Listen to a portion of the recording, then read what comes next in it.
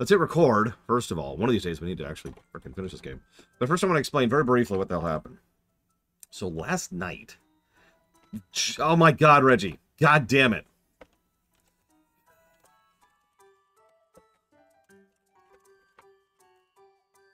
Thank you for the sub, Reggie. As always.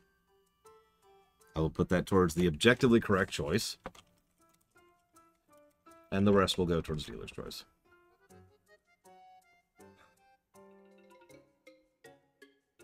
So, last night I was asked, hey, can I go ahead and... So, let's actually rewind. About 2 months ago, they took their car in... My brother-in-law and my sister took their car into the shop. So it was ready to pick up today. I'm skipping over a lot in the middle there. It was actually like July 2nd or something, so it's not 100% 2 months, but it's very close to 2 months. It's like 5.5 weeks, something like that. So, today it was available for pickup. I was informed of this last night, and so I was asked, hey, can I go and help drive out to pick up the car? I was like, yeah, sure, of course. No issues. Unfortunately, I woke up at 4. And as I woke up, I'm just sitting there thinking, oh my god, I can't be awake right now. I have to be up early. Took me about an hour and a half to get back down. Went back down. Got up late for when we were supposed to go pick up the car. So, as a consequence, they decided to go and get some grocery shopping in the interim. Then came back. Then we drove out to the car. And we get to the car and it's like, okay, cool. I decided to stay, just to be sure, because duh. Turns out they did something somewhere along the line and decided to go ahead and let the battery drain either overnight or over month, one of the two. We're not 100% sure which. Either way, naturally, I do have jumper cables on me, but they didn't work for whatever reason. So that's when roadside assistance had to show up. And it's just like...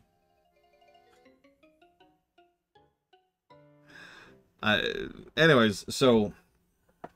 Yes, no, my sister and my brother-in-law did drive my car around for 2 months because it was the only car the family had.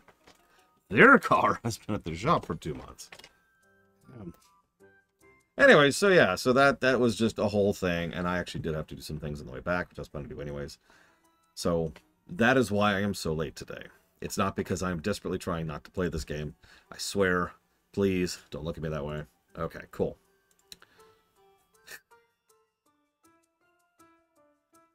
So, let's go ahead and look at the warband screen. I did get something to eat. That was actually part of it, too. I had to eat breakfast. That's part of why I didn't hit start immediately as soon as I got back. So, Frieza gave me, like, a gigantic list of to-do stuff before we go do the endgame. So, let's see if we can do that. So, we're going to go do some side quest stuff. I was actually going to spend some of my copious off-camera time getting all these quests lined up so I could tell where to go and what to do. Naturally, I just turned on my computer about 15 minutes ago. So that hasn't happened.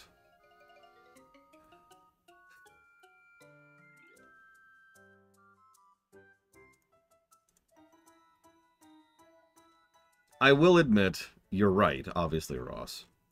I mean, duh. But I will also admit, in the interest of total honesty, I'm really, really ready to be done with this game. No offense to it, it's just, oh my god.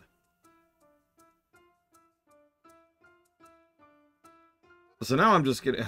I shouldn't even hit record, because now I have to look up stuff. Here we go. So there's that, there's that. And then...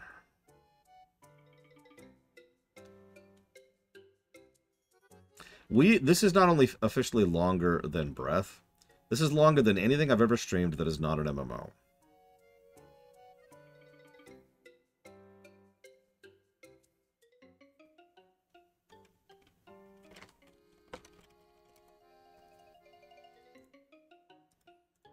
However long the next few games are, they will be shorter than this.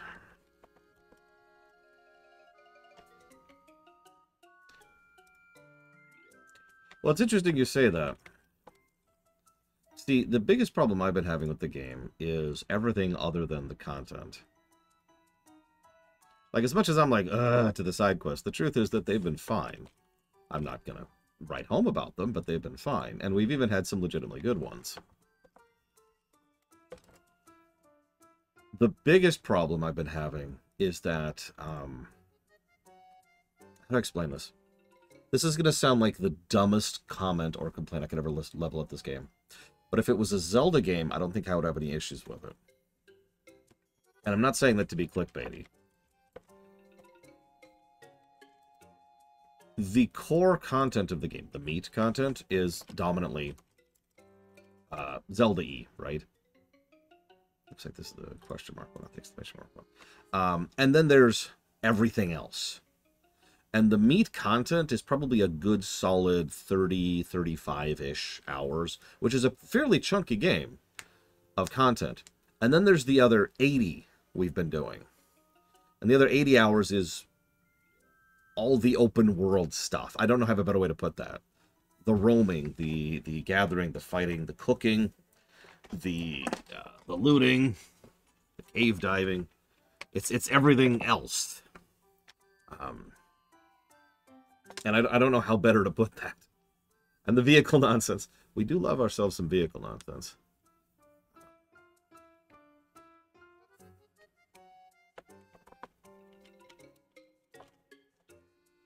The MMO stuff. That's honestly kind of, yeah.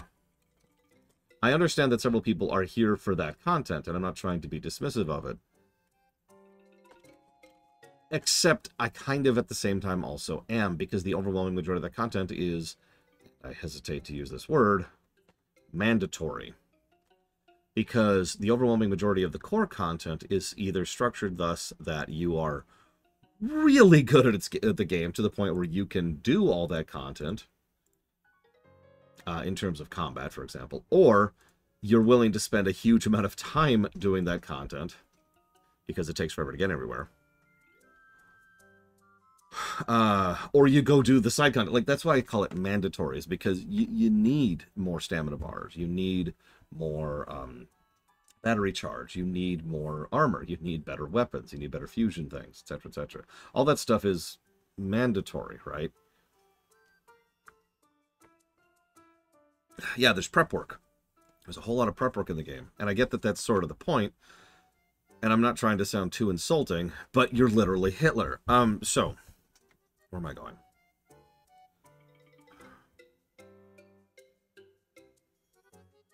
Yeah, like, actually, to compare and contrast this to Dragon Age Inquisition, that's a good comparison, Lord Herma. Remember the side content in Dragon Age Inquisition? If you say, no, I believe you. Let me tell you a true story. In Inquisition, when I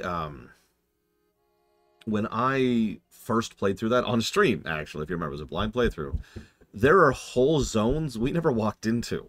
Literally never even walked into the zone. Never traveled there because there were no quests. There was nothing to do there because it was just an open world zone, right? Once you get there, there's local regional stuff you can do, but you get the point. That is pretty much the definition of optional.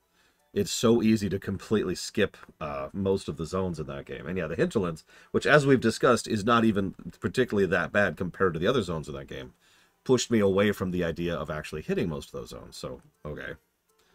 But my point is, the distinction there is in tiers. There's no real avoiding walking around all the time. There's no real avoiding trying to do shrines to upgrade your stamina. There's no real avoiding trying to engage with the vehicle mechanisms, which by necessity involves getting the wells, the battery increase, which by necessity means hitting the depths. And this is what I say when I say it's mandatory, because as Dean Badine says it's not mandatory, I'm going to challenge you on that one, because I'm curious how you think don't do the depths, how you could play this game without doing the depths, without having battery, without having hearts or stamina, without having, without walking all over the place, right? I struggle to think about how you could skip all this stuff, unless you're doing a speed run, of course, in which case that's its own category.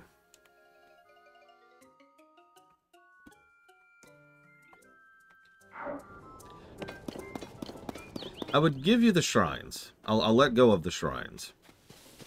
But for example, let's assume for a moment that I'm at the beginning of the game, and I see that shrine right up there, okay?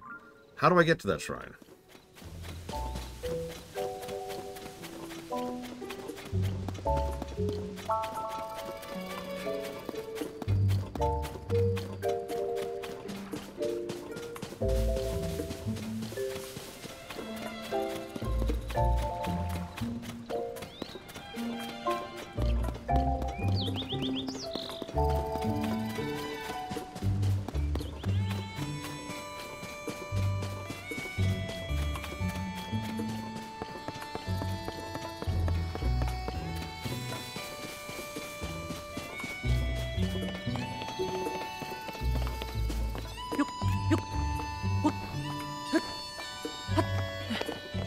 And we're there. I wasn't keeping track of how long that was. But that's sort of my point. In almost every other Zelda game with an open world, like LTTP or Ocarina or Twilight, there's a whole lot of traversal options to help you to navigate that world, like Wolf Form, or Epona, or well-thought-out travel points, ironically enough. In this game, it's just walk, or you engage in the optional content, get the battery upgrades, get the Zonite, get the recipes, and play around with the parts, which almost assuredly involves going to the depths and playing around down there for a few days, in order to get the vehicles, in order to navigate around. Do you see my point? You'll notice I'm not giving any additional negatives for this, because I kind of already have given negatives for this. But that's why I'm pushing back specifically on the idea that that stuff is optional. I feel like you're stretching the definition, no offense, but I feel like you're stretching the definition of optional if you think that engaging in the depths and the vehicle mechanics and the battery and upgrading your armor and getting more weapons and fighting more combat and doing more fusions is considered optional. Oh, and of course, sorry, I apologize. And the most important thing of all, walking.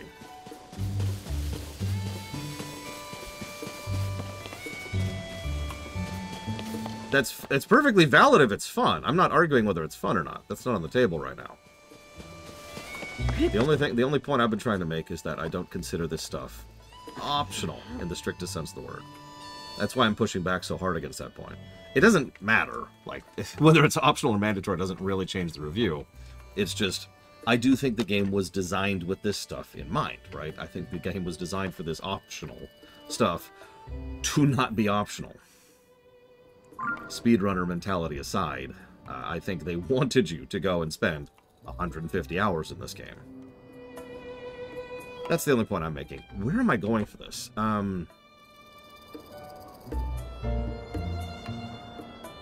Okay, the Gerudo Shelter.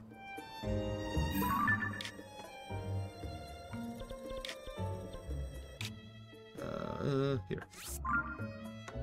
Our task at hand is to do side quests. Not side adventures. We've actually done all the side adventures. We are doing side quests now. Don't worry, we have a list. It's like 20 strong. Maybe that's an exaggeration. 15 strong? I don't know. Hitman is funded, yes, during Grayman.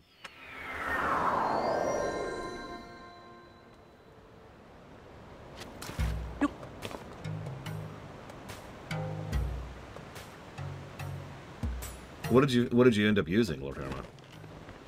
If you don't mind sharing.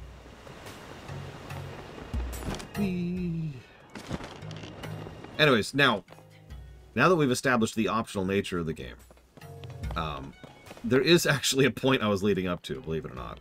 And that's that Ross is literally Hitler. Sorry. Dean Badine is literally Hitler. There we go. Wait, no, that's not right either. Vasak! Hey!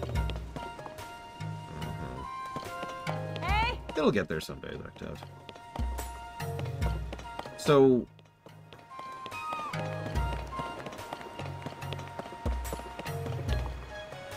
I think, so the point I'm trying to make, we're going to play it by ear, Judo Joker, is the honest answer. The point I'm trying to make is that I'm going to argue against any replayability positives for this game. I know that's kind of a weird direction to have taken all of this, but I swear there's a logic chain behind there. And I wanted to establish the lack of optional thing first, because I don't think this game gets the second replay positive, is what that boils down to. I think that anything about... So obviously, this isn't going to get the first replay positive, but the second replay positive is usually covered by variety in how you play the game. And I know what you're thinking. That's this game in a nutshell. But it kind of isn't, because, again, of that optional discussion we just discussed. The nature of how much of that content is actually designed to be mandatory, is designed to be the path you do. You can decide which order you do it in, and that's covered by positives we've already given for the All Roads Lead to Rome. But as far as replayability, I don't think it qualifies. And there is no New Game Plus, and I really, really am sad about that, because that is something that would actually make me replay this game. It would immediately remove my biggest complaint about replaying the game in a heartbeat. You just go and enjoy the game immediately. Just hey, like it was a Zelda game. Thank you, Drew and Grayman. Always appreciate you. I will go ahead and put that down for Bioshock 2. I have no mouth and Lies of P. Got it. Thank you. Oh, my back. Okay, right, I'm going down to the shelter. Pay attention, Lord, pay attention.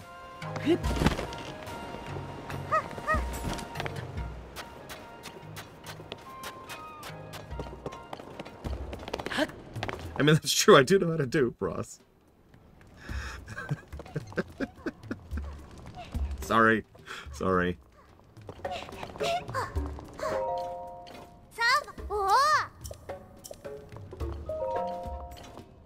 There she is.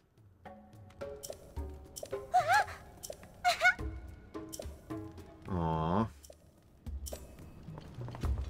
Now to take a picture of a child. That's not a great picture. Wait, wait. I want to take a picture. It's a picture of your friggin' dad. Come on. No! Don't climb the wall, Link! Don't climb the wall, Link! No! No!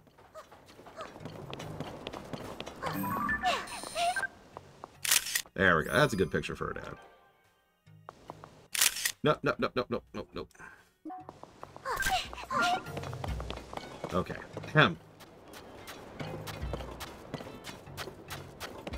Oh, it's gonna be great. I'll get to Lies of P and be like, I hate this game. I'm terrible at everything. Are you the one I'm talking to? Saba. Nice glasses.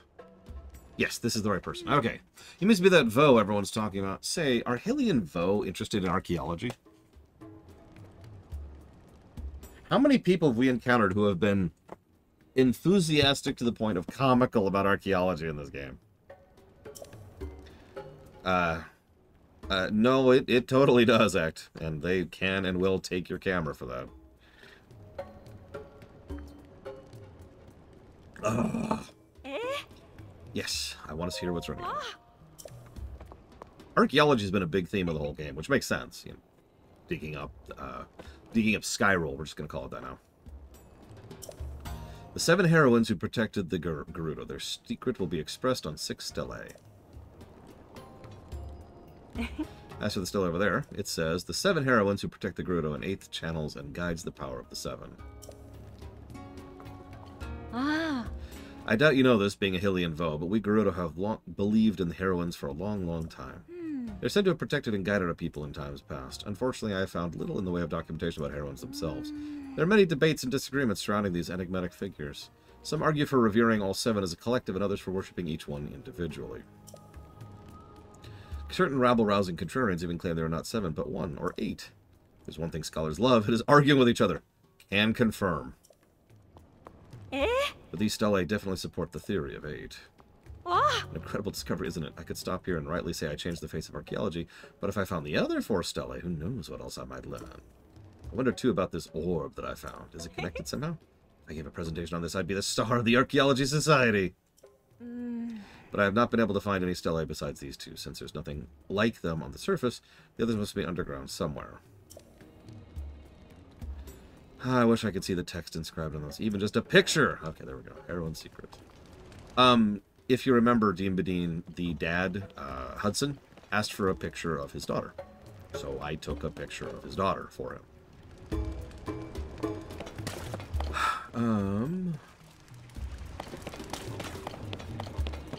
Now, what's funny is I actually already opened this up with the cannon earlier, if you remember.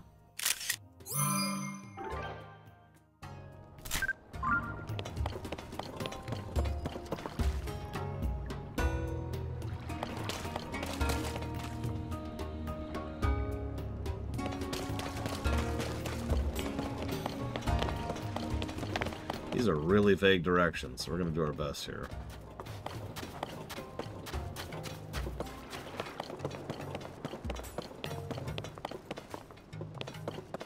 Hey, hey! Like, if the game let me, in lore, what I'd do is I'd be like, hey, your dad would like a picture of you. May I please take a picture of you? And then she'd be like, oh, yeah, sure. Then I'd take it back to him. Oh, God, I don't remember where it is. There's a classroom that I need to find. Not a balloon. Okay, that's the bar. I'm almost positive.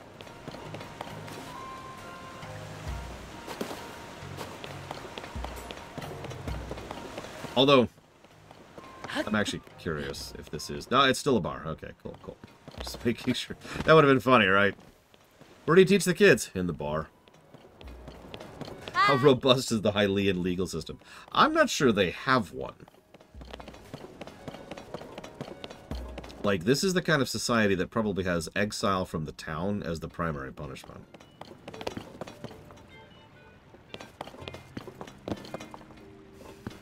I should jump in on the armor grind thing really quick here. The only armor you really need, and I do consider this mandatory to be very clear, is the 2-star stuff. Everything past that is bonus points. Like, I wanted 4-star for this thing because I wanted armor. Right? Like, I wanted to be able to take a hit for when I screw up. But really, I could have stopped the barbarian armor at 2 stars, and it barely would have changed my experience. Same thing with the Zonite.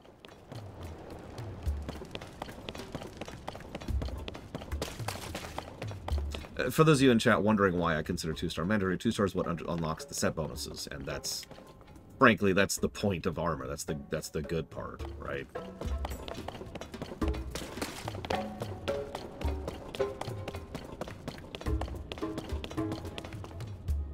Aww. Rawr. I will defeat you. No, don't defeat me. Rawr.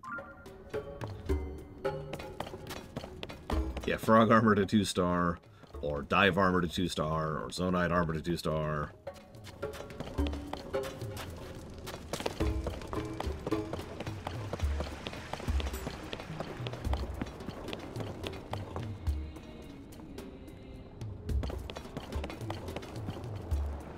Yeah, I need to take a picture in the classroom, and that's terrifying. Because, you know, of obvious reasons.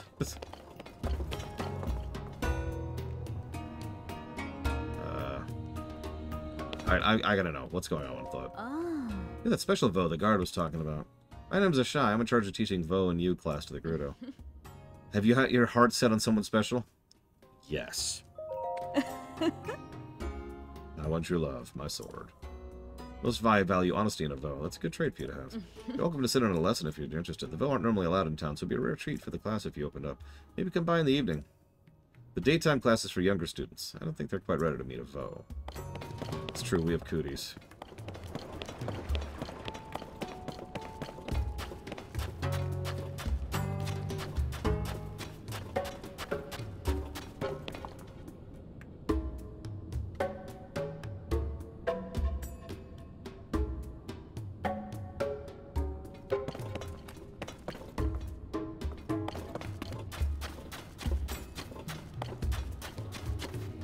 Yes, I see the treasure chest. No, I don't care. Alright, hold on. Look at it from the east. From the east. There it is. I see it.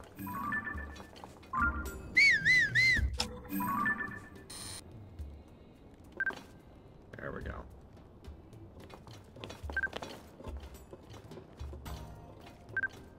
There we go.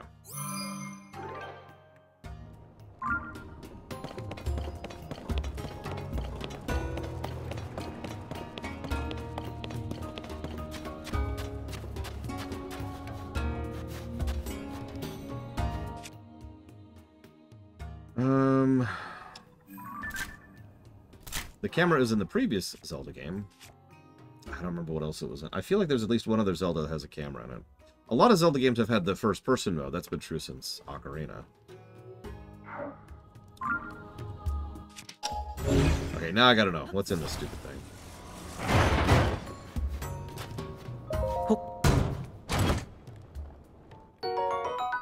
50 rupees. No, I'd call that meh.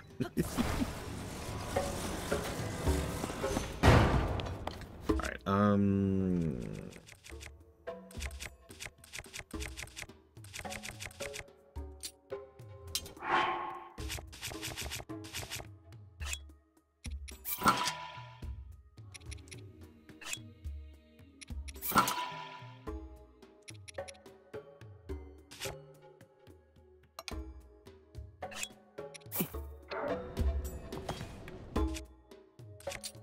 no, the rupee problem is not as bad.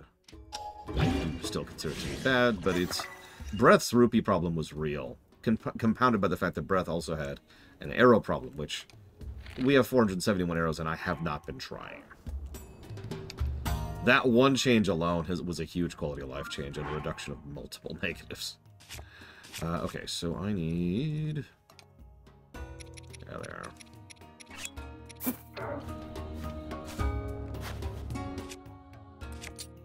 Nope. I don't believe you can dupe arrows, actually.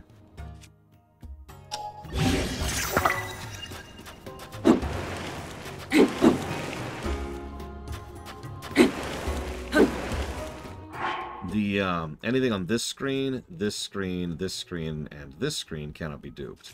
In fact, also anything from this screen, or this screen, or this screen, or this screen. The only screen you can dupe is stuff you can hold. Stuff you can actually carry, and that's all this screen, the material screen. You know, I've just been hitting crates, or materials, or shops, and yeah, I've been well ahead of the curve. Okay,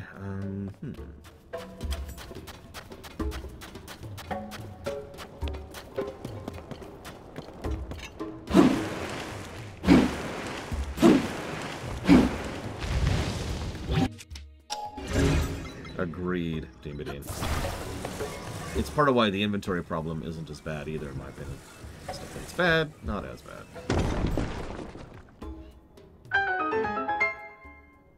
Hell, if you remember, I burned 50 arrows just fighting those Gleeoks.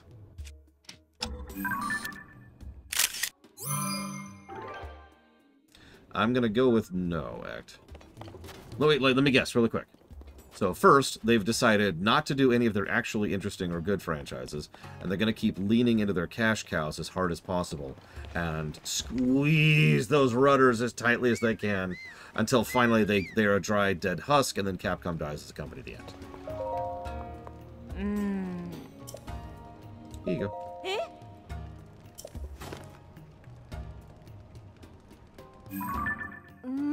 Until the milk turns to blood. I mean, there is a value in building tall when it comes to IPs, but generally speaking, what you do is you build tall so that you can then diversify, right? But, like,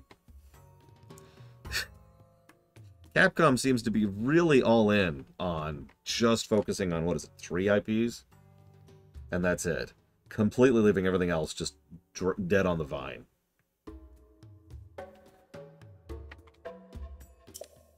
The 7 heroines protect the Gerudo with the powers of heart, skill, fortitude, wisdom, flight, mobility, and compassion. This legend's well known, but it's never been verified. Until I came along! I'm curious about what might be written on the stele. I have you more.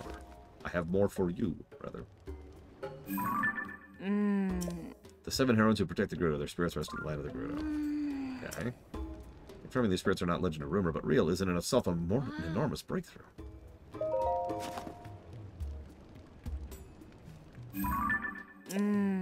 The 7 heroines who protect the Gerudo, when their powers return to them, the Shrouded Eighth will be known. If the 7 powers return, we can meet the Shrouded Eighth, but that must mean there really was an 8th. This changes everything. This literally changes everything. Sorry. Such a dumb line. Oh? Ah! What? Alright, the jail. Oh god, where's the jail? You know what? I know how to find the jail. I've got this. I have the power to go to jail. Oh, never mind. Apparently it's just down here. Okay, well, sure. I guess.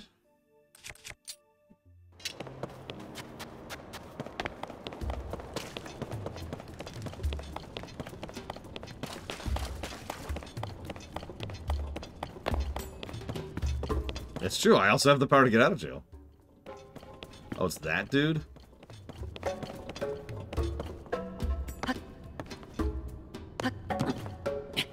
that was strange.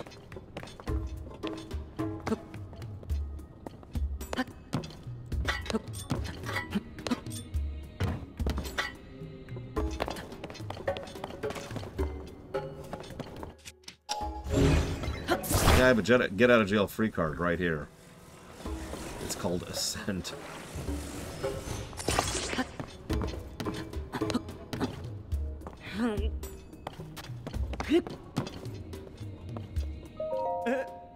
You're a guy, aren't you? How come you're able to just walk around? Why haven't they arrested you?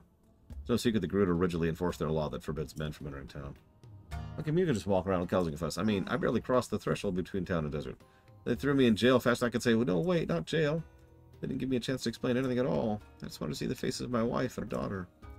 I'm only telling you this because you seem like a trustworthy sort. I've actually seen my daughter a few times, so on average, I'm more happy than upset. Oh. Even though they have been in jail, I have seen her occasionally. However, I haven't seen my wife even once. I know she's planning to work in a clothing store in Gerudo Town, but that's it. Okay. It's cute and all, but actually I'm here for a picture behind you.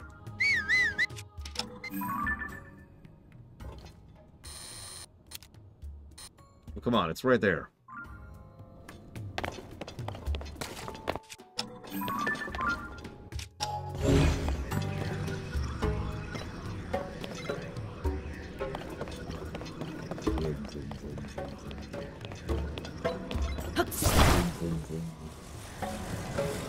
These are my magnetic powers of magnesis.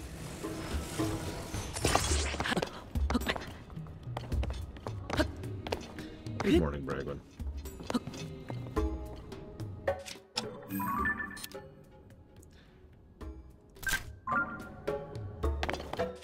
Yeah, listen, if we can't see that picture's balls, are we really seeing that picture at all?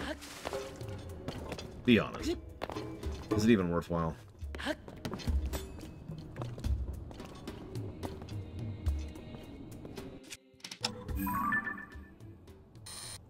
See, now we can see the ball. That counts, right?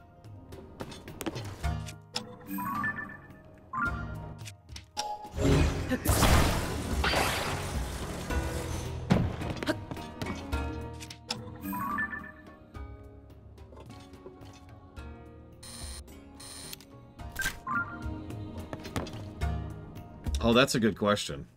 What category do we think this game's going to win for the LGAs when we get there?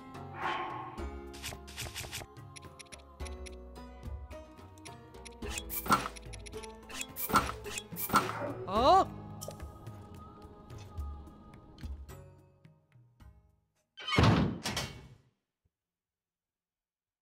Okay, other than longest. Although we do have 2 other MMOs to hit.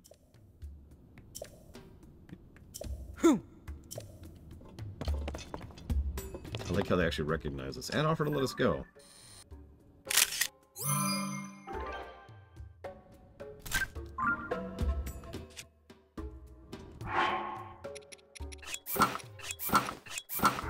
Best gimmick. Actually, you know what? Yeah.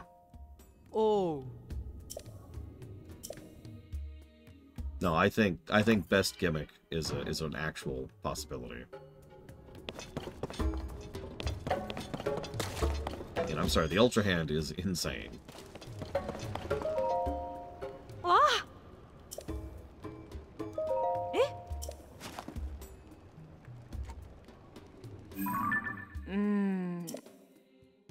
This means the 7 heroines' powers have changed form, even though they got. What do I mean by spirits?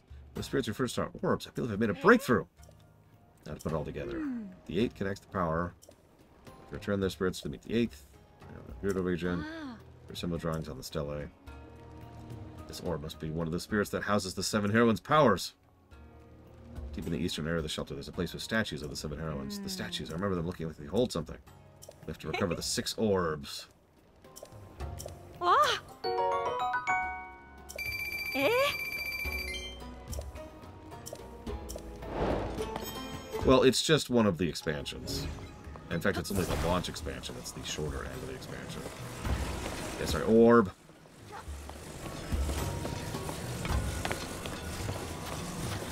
Why did that become a meme? Okay, so...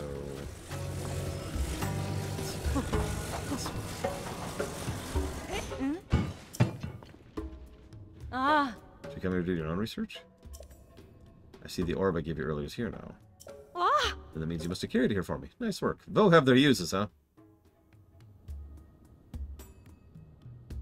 If you brought an orb here, you must also believe they house the heroine's spirits. If we're right, then something should happen once we return an orb to a statue. Okay, here we go.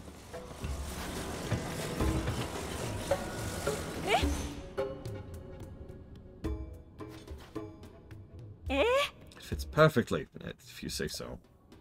I had a feeling based on the shape that placing the orb there was the right thing to do. But placing one doesn't seem to have much effect. Maybe we need to return all 7. I'd finally meet the 8th. This could turn out to be the biggest discovery in Gerudo history.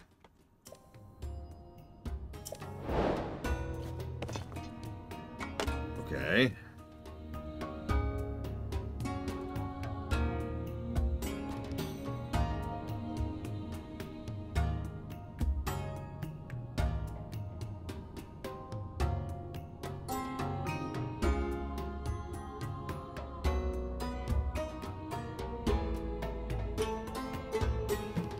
This is the first and most mandatory quest that Frieza insisted we do, by the way. So, I just want you to know if we don't beat this game today, it's 100% Frieza's fault. Alright,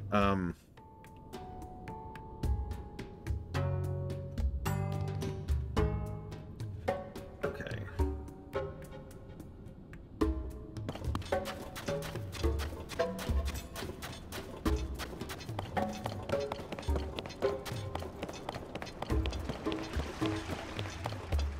The paper mechanic. In what game? Oh, in Paper Mario. No. Wait, I'm sorry. No.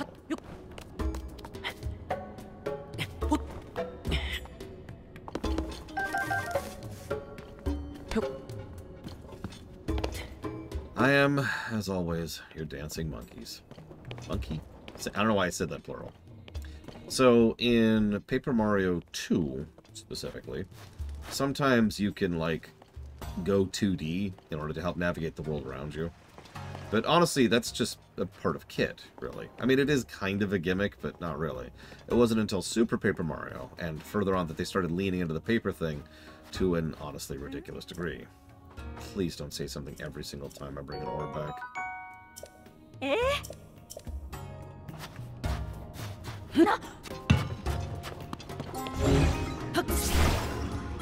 If you remember, and I've commented on this before, one of the most infamously dumb comments that Nintendo's developers have made is that when they were doing a survey about what people thought of Paper Mario 2, the thing everyone commented on positively was the paper mechanic. The paper gimmick. Paper. It's all paper. And so the next several Paper Mario games went hog wild on the paper side of things, completely ignoring the RPG side of things, the story focus, the characterization, the level design, the kit, the boss design, power progression curves, all those wonderful fun stuff, and just made it all papery. That, of course, culminated in Sticker Star, which is possibly one of the worst games ever made, and then started to recover a little bit, but has never really come back from that paper aesthetic, because even Origami King is still very, very paper.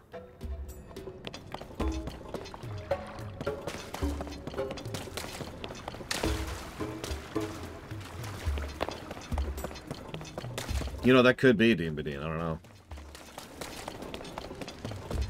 We're not... I'm very hesitant to add any new games to the list on any level or shape or form when the queue is already larger than I am comfortable with. So... Sticker Star is nowhere, and I'm not thinking about it this year because I got plenty of other stuff to do this year, including this game! Where's the brewery? God damn it. Okay.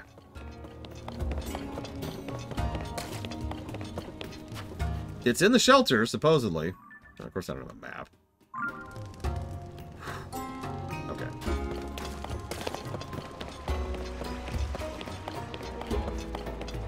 Behind the jail. Okay.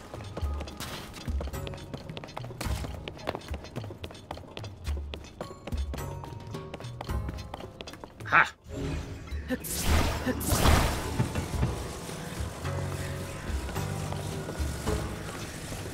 Switch version, 100%. For both, actually.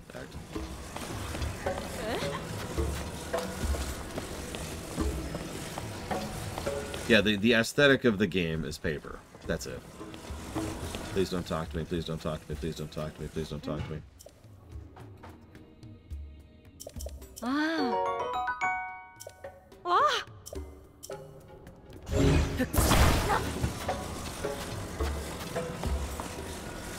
Yeah, if you literally just do a Google image search for Paper Mario, it'll be like, oh, okay, and that'll get it across in a millisecond. Listen, I'm not interested in Gerudo melons. Oh, the hip guy, anyways. Alright.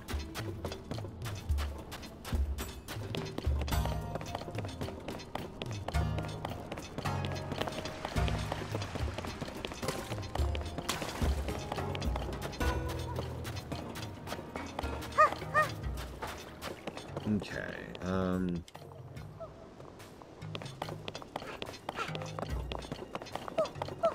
the last one they made was on the Switch, J-Pong. You know, that's a good point, Dakota.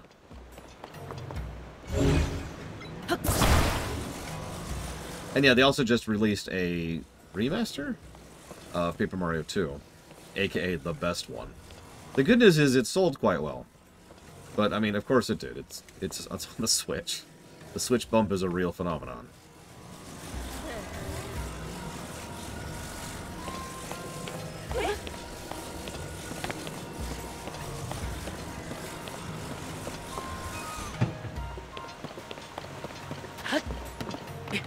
The idea of calling Paper Mario 2 a childish game, by the way, just sounds really weird to me. That sounds like someone who wasn't paying any kind of attention to the game at all.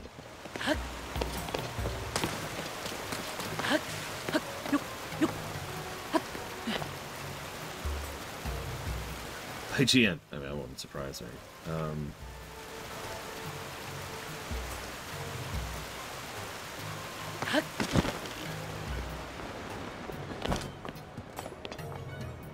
There it is. Good thing we kept this thing.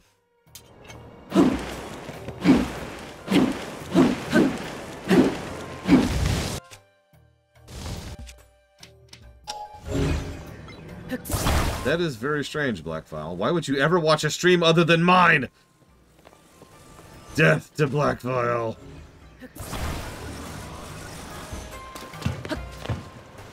No, sorry, that was kind of a disconnected comment to what you were saying. It's just... I mean, I wasn't expecting my niece to like Metroid Prime as much as she did, but she ate that up. Shrug.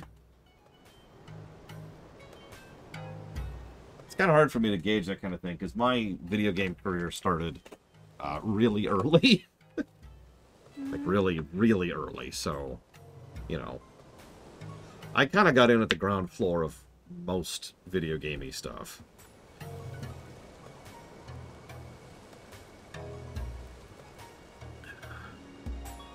Yeah, when I'm not here, just stare at the empty Twitch channel like, come on. Come on, please, start the stream. Start the stream, please. Okay, so...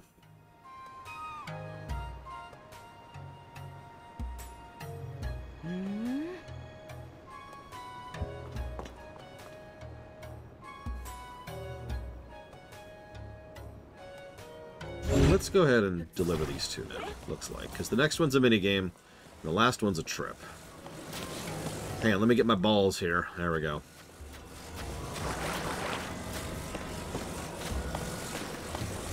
Okay, lady, can you hold my balls for a second? Thanks.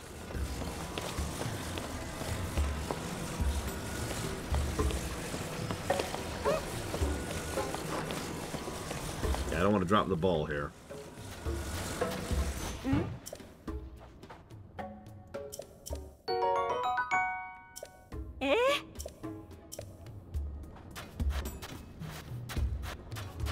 Yep, it requires an Ultra Hand to deal with these balls.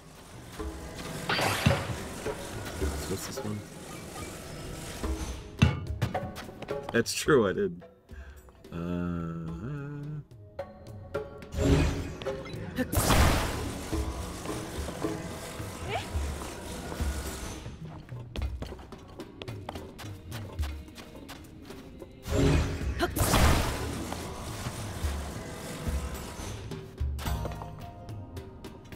Okay, 2 to go.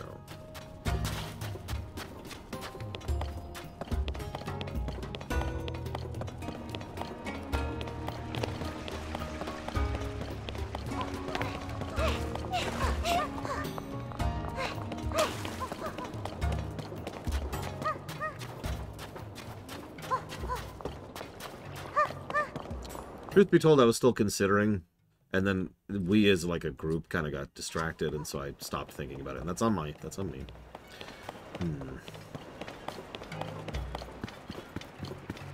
Oops, I clicked the wrong way.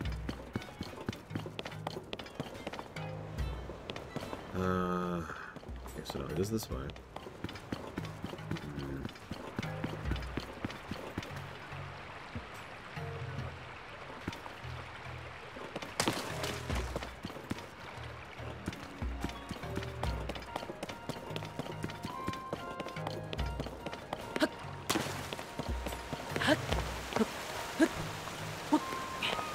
Okay, this is going to sound like a really weird request, but can I get some input on anybody, from anybody who isn't Dean Badine, Ross, or Frieza?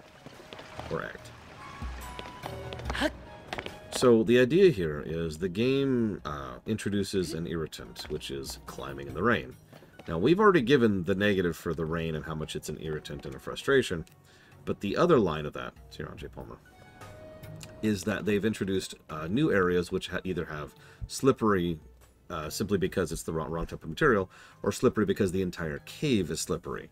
Then, if you do a fairly lengthy side quest, which involves roaming around most of the world and doing an entire chain, which took us a decent chunk of time yesterday to do, even with all of our gear and our kit, after doing all 12 quests in that chain, you will then actually be able to gain access to the frog suit.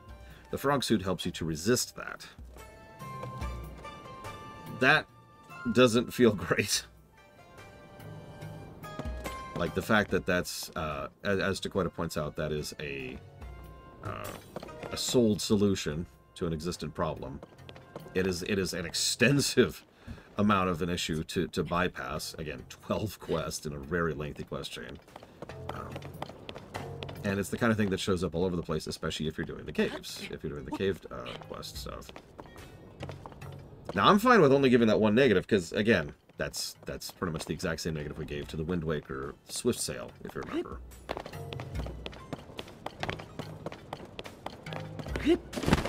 Although, I will admit that the Swift Sail was kind of a little bit different, because the Swift Sail was trying to reduce some of the actual tedium of traveling around in the overworld, whereas in this case, it's making it a little bit more possible. To explain what I mean by that, if you know exactly what you're doing, you can climb a slippery wall.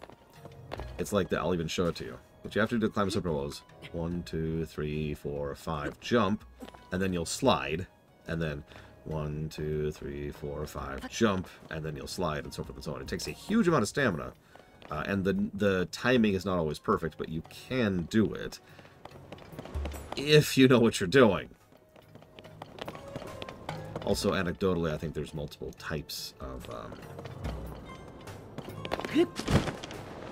there's, slide amounts? I don't know. Whoop, whoop, whoop, whoop, whoop. So this is 12.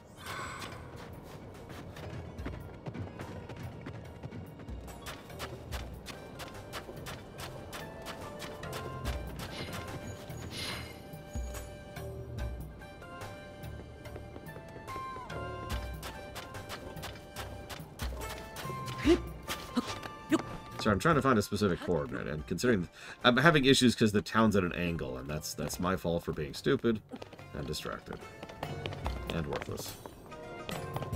Okay, so it's like right about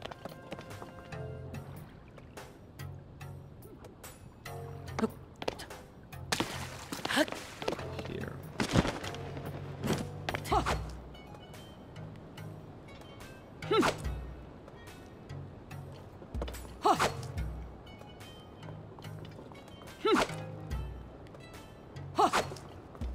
Nope, this is wrong. What?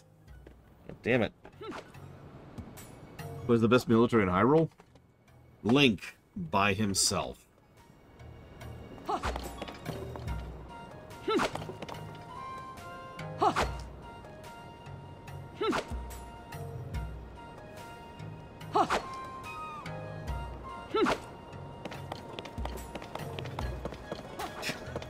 I'm really not joking about that.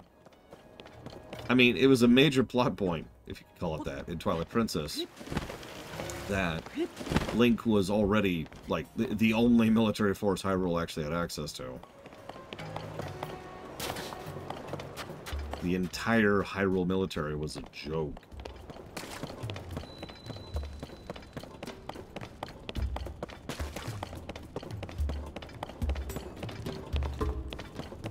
Okay, I think I know where it is, based on that.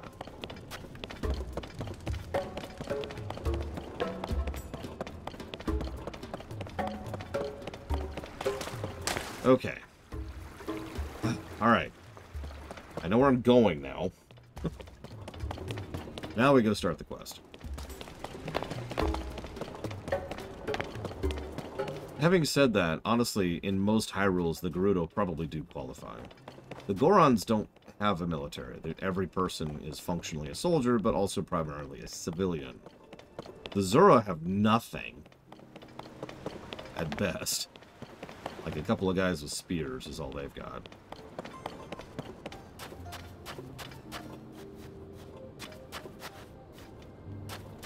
And that pretty much just leaves the Gerudo.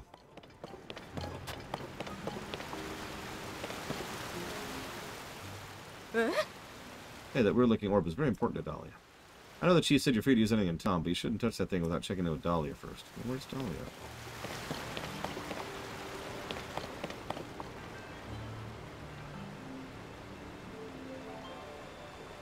Could be our spruce. Could be. Are you Dahlia? Nope. Sorry, I don't care, don't care. No, I don't care. God damn it!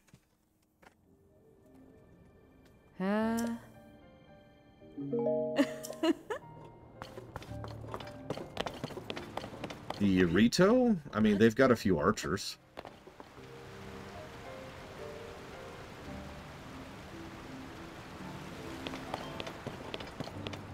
That's about as far as that goes.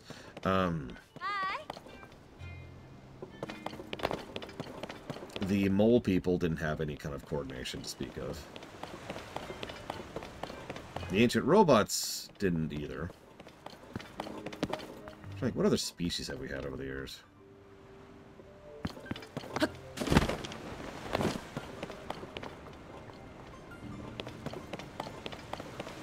Yeah, exactly, Inosians. Hunters and scouts. Hey!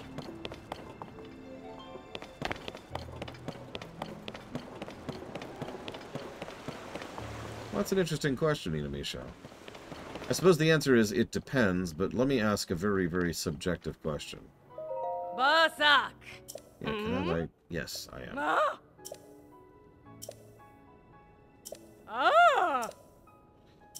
Well, just for that, I'm going to get the spa plan, please.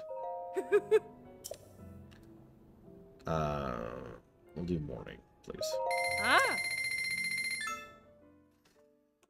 So let me ask the subjective question.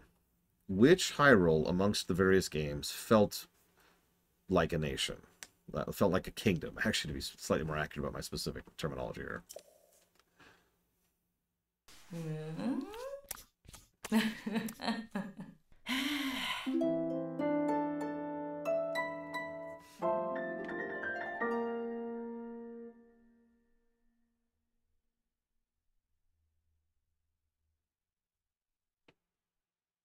Spa treatment act. Vota!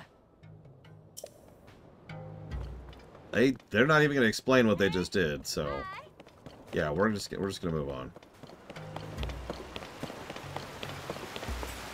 Yeah, LTTP was fascinating because LTTP created almost all of the vibes of a living, breathing country with none of the presence because the overwhelming majority of both maps was dedicated towards the gameplay side of things. Having said that, I would actually also agree with LTTP, mostly because of how they talk about what and where. There's enough thought and work put into the dialogue and the interactions and, for lack of a better way to put it, the politics, to make it feel enough. It's like on the lower end of it, but I still think it qualifies. Twilight Princess is the easy answer, of course.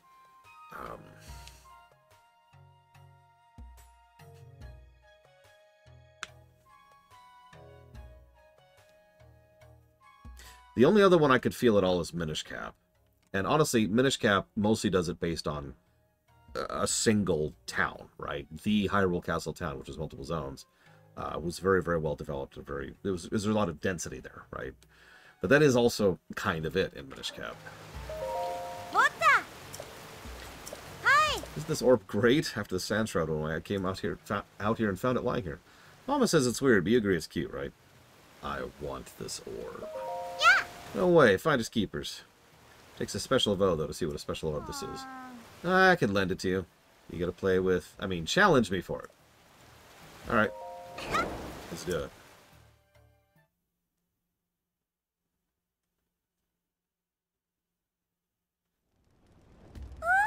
Yeah, Twilight Princess had the freaking trade hub street, which did so much heavy lifting for the world building of Twilight Princess. Yeah! Huh?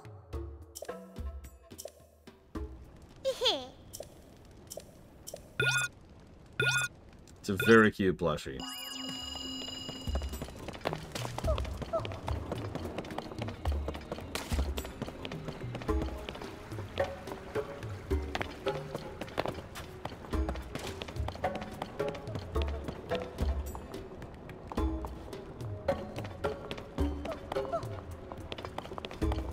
Oh, there it is. I see it. I see it.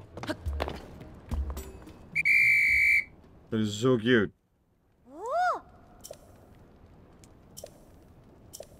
Yeah, Termina is actually fairly well fleshed out and well in-depth, too. Probably one of the most in-depth settings that we've seen in this franchise. It's just, you know, it's Termina. I could see that, Diane Keto. But again, that sort of gets back to the thrust of what I was saying, isn't it? Which one feels the most like a country? So to tie this back into Ina Michel's question, I think what really matters is the more vague, how much does it feel like a country thing, which obviously is going to vary from person to person. But this is actually a topic that's come up a lot this year because we covered Starfield this year. And for those of you who weren't there for that, good afternoon, Spartan. For those of you who weren't there for that, Starfield was legendarily bad at making you believe that those cities or those nations or those galactic empires, sorry, interstellar empires, were any of the things I just called them. Like, I want you to imagine, and I mean this with no hyperbole or exaggeration, like a dusty old west town in the middle of a vast and completely desolate, empty, barren terrain. And that's the winning power in an interstellar war. I know I bang on that particular example a lot, but it's a really good example of just how pathetic it really is. Anyways. Yeah, there's a cardboard box with the word Empire written on it. The reason I'm bringing all this up is because I do absolutely agree that some work needs to be done in order to try and make a place feel like it's big and huge and powerful and all that kind of stuff. And whether it works or not depends on how much effort they put into the specifics. Visual storytelling, economic details, cultural details, trade routes, different types of food, which are in different regions, whether or not there is actually a military, or whether or not there's some kind of, like, I don't know what else to call it, like some kind of scouting line presence, how the civilians handle things. You know, there's all kinds of little details that will help to flesh things out and make them feel bigger than they actually are. Probably my personal favorite example of this is, and I know you're going to be shocked about this, from Final Fantasy. Several Final Fantasy games have, let's call them what they are, towns. And those towns are usually like 4 screens large, right? And yet, in some of the really good Final Fantasy games, a lot of effort is made into not only densifying those towns, but having lots and lots of all the stuff I just talked about. Trying to discuss vector points, or trade lines, or regular sea travel, or ports, or what kind of food is specialized in which area, stuff like that, right? Things that all make them feel bigger than the four-screen towns that they really are. And again, coming back to the Zelda series, LTTP pulled off this same trick pretty well. Of course, Twilight Princess, hello, did a really good job with this exact thing. Because even though Twilight Princess is functionally a town, it still felt a lot more like a burgeoning kingdom than anything else. And burgeoning is the wrong word, of course, because I'm an idiot. What I meant is the opposite of burgeoning, a dying kingdom, as that is one of the main world-building points of Twilight Princess. And yeah, like, to use FF14 as the example, you look at Limsa Lominsa, and think about how many other little towns it has other than the main city. That feels more like a place. Same thing with Ul'dah. Gridania... Anyways. Yeah, exactly. It's always going to be an illusion. It's always going to be a lie.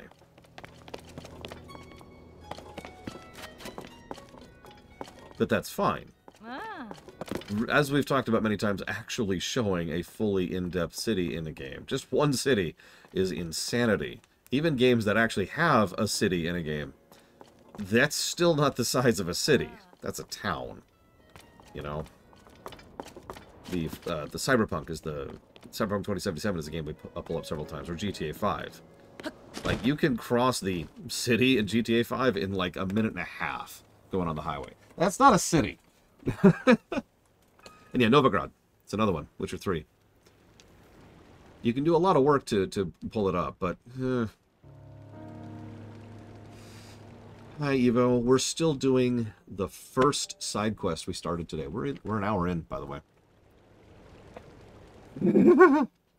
Yeah, actually, Gotham in Arkham City is another good example. Also, fairly small. I mean, you could cross Arkham City in a couple of minutes by, like, cape, right? But a lot of detail, a lot of fleshing out. You could see most of the rest of the city in the distance. You get the idea.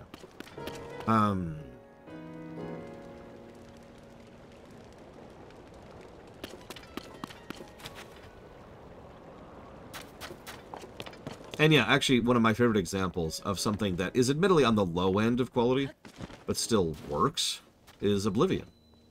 If you actually look at some of the cities in Oblivion, they're smaller than my cul-de-sac in terms of actual real estate. But they've done some surprisingly good work with a lot of those places to think about what is where and why.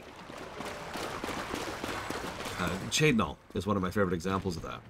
Because you can actually feel, you know, there's the Maids District. Over there is where most of the residences are. You have a clear distinction between the poorer area and the more well-to-do area. There's the hill going up to the actual count is up there, blah, blah, blah, blah. Like, yeah, no, I agree. Skyrim was honestly a step down in selling its cities from Oblivion. Which is funny, because I'm pretty sure Skyrim, and don't quote me on this, but I'm pretty sure Skyrim cities are bigger in terms of actual size. Oh yeah, World of Warcraft is another excellent example. As we already mentioned FF14. A lot of cities in World of Warcraft are dinky, but feel like cities. Now, I could point to Stormwind or Orgrimmar, but let's be honest, the real examples here are the more recent cities, like Borealis, or Dazar'alor, or Valdrakken. You know, those are cities, right? Wrong, but they certainly feel like it. Hell, Dalaran is minuscule. Like, you can cross Dalaran in about 40 seconds on foot. And yeah, Balmora, over in Morrowind, another good example. Are you gonna... Okay, fine. Die. I don't have tools to deal with you right here. You, come here.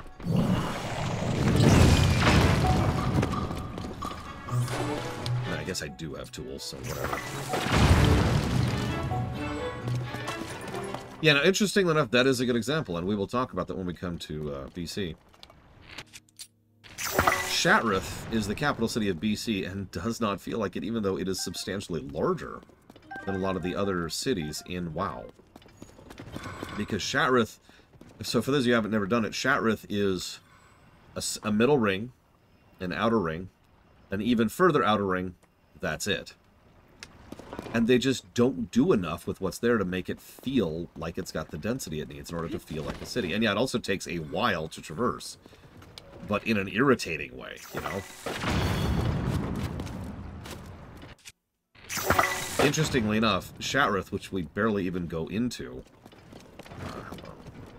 in Warlords, does a better job of feeling like a city, mostly because of the surrounding area.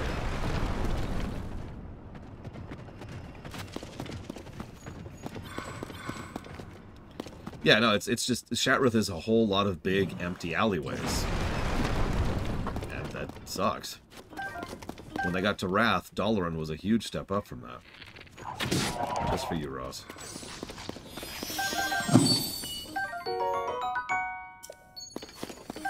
And they've been kind of nailing it ever since Dalaran, ever since Wrath.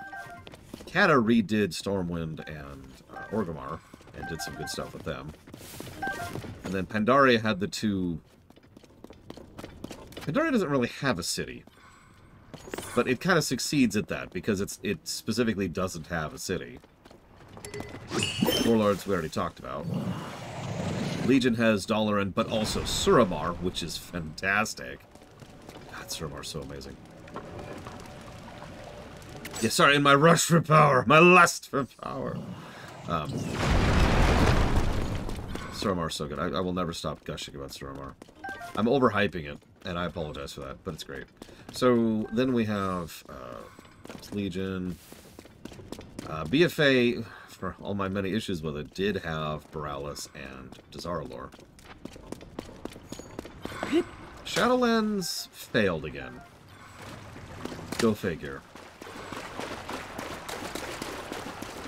That's all Shadowlands can do, is fail. Sorry off the deeper end. Pandaria sucks. Don't play Pandaria. It's garbage. It's total trash.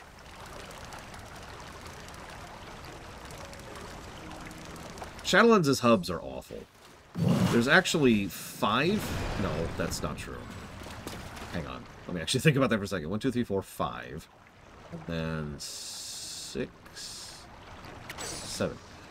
So, Shadowlands has 7 separate hubs, and they all suck to some extent or another. The only one that comes close to being good is Ardenweald, and that's probably because Ardenweald does not belong in that expansion at all.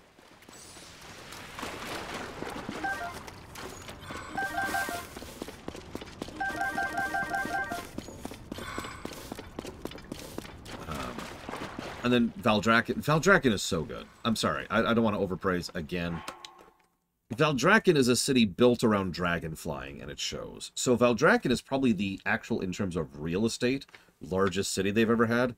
But a lot of that is because of the fact that they want you to literally go and just zoom around a whole bunch in order to get from point A to point B. So things are kind of separated from each other, but I'm explaining this so badly. The architecture and the flow of the city is designed so that, you know, you're up here, I want to go down to the mining area. Whoosh, and it's right there, right? And then you're there. So in gameplay terms, what could be an arduous walk, like we had in Shatrith, is instead just swoosh, and then you're there. But also the flow of how you get from point A to point B throughout the city is fairly logical. You got your predominant central tower, and then you've got your first actual plaza, and then your second plaza, and your third plaza, and then that branches over here. And almost every one of these has buildings that you can go into as well, so it kind of goes like this. And that's the whole city right there. Very well designed. Oh. Oh.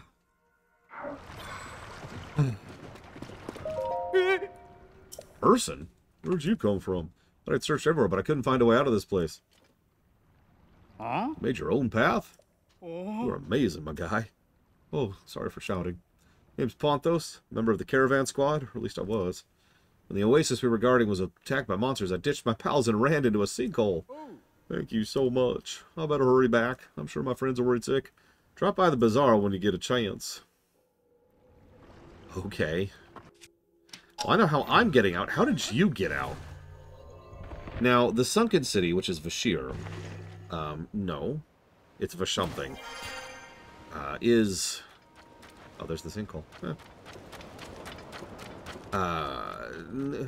It's not really a city at all, so I have a hard time discussing that one. Like, there's no real city there.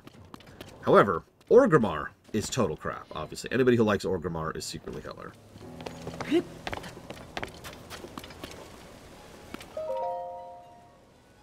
Ah. This young man saved your life. We all owe him for that. No matter how many times I hear it, can't believe anyone survived falling into a sinkhole. As leader of the caravan squad, allow us to thank you for bringing Ponthos back to us. Oh. As a reward, you can have this useless junk that just happens to be your plot coupon.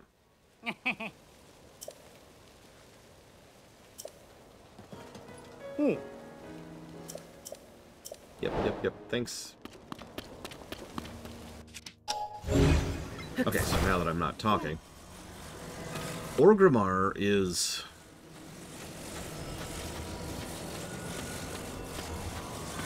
interesting.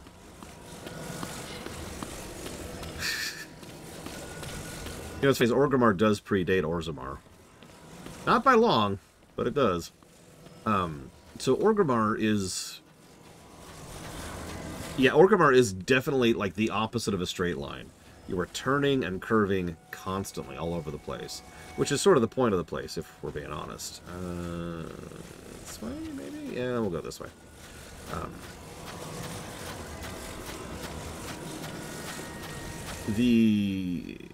I do like how there's multiple mini-hubs inside Org. I've said before that the Tauren area is, like, objectively the best place from a gameplay perspective, because it's got the bank, the repair spot, the Hearthstone, and the auction house, like, within 20 feet of everything. All of that. It's in one very, very tight, very precise circle. But you can also use the Troll area. You can also use the Orc area, or you could use the back Orc area. And so there's a lot of good design from a gameplay perspective. Excuse me. Goodbye. You have some health. Let's fix that. Alright, so, as I was saying.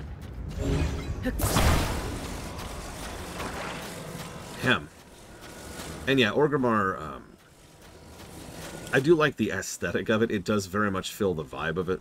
If we're being 100% honest, after the events of probably Legion, I would say, Orgrimmar probably should have been, well, I don't want to say abandoned, but abandoned.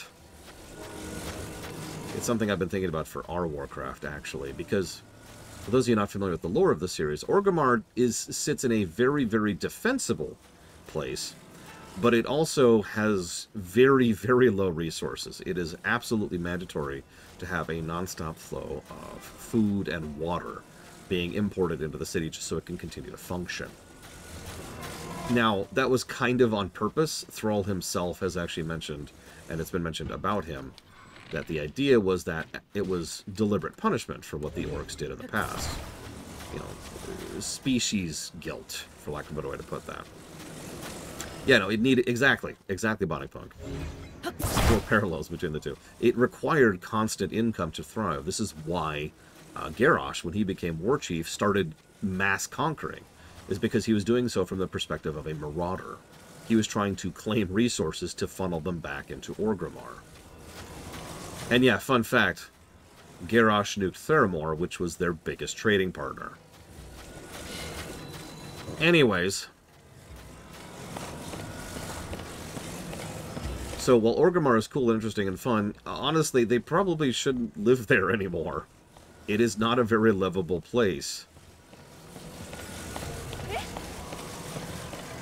And yeah, as I think Bragwin just mentioned, Mulgore, that is to say Thunder Bluff, is a much more livable and survivable terrain, with less terrain, and grass fields, and good sources of good, reliable, clean sources of water, plenty of game, plenty of farmland. Like, that's a great... It's also extraordinarily defensible, because it sits in a natural... I forget what it's called. This thing. The opposite of a plateau.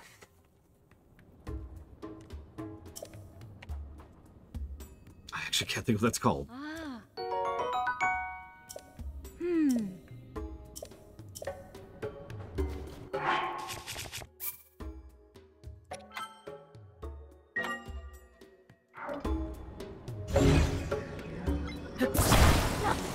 Depression. Listen, I'm sure they're not feeling well in Mulgore, but they're not feeling that badly. Come on. Valley. Yeah, Valley. That works.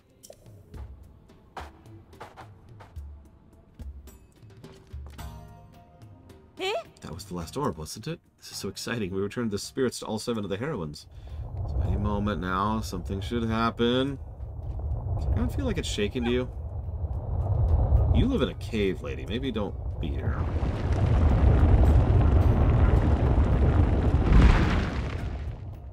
A hidden room.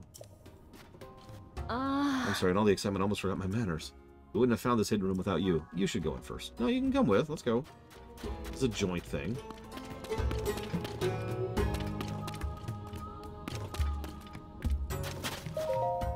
Our hearts are full with gratitude and praise for the one who saw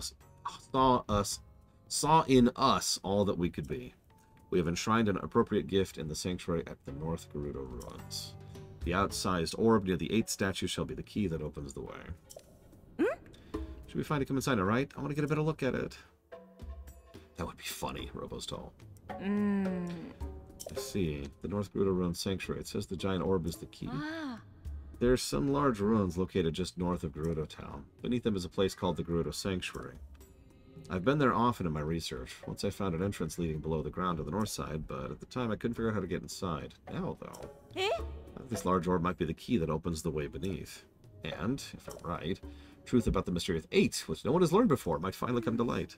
Except I have to carry that thing. And I got into archaeology to look at things, not to carry them. I'm going to trust this task to you. Do this for me and I'll consider you my full research partner. Alright.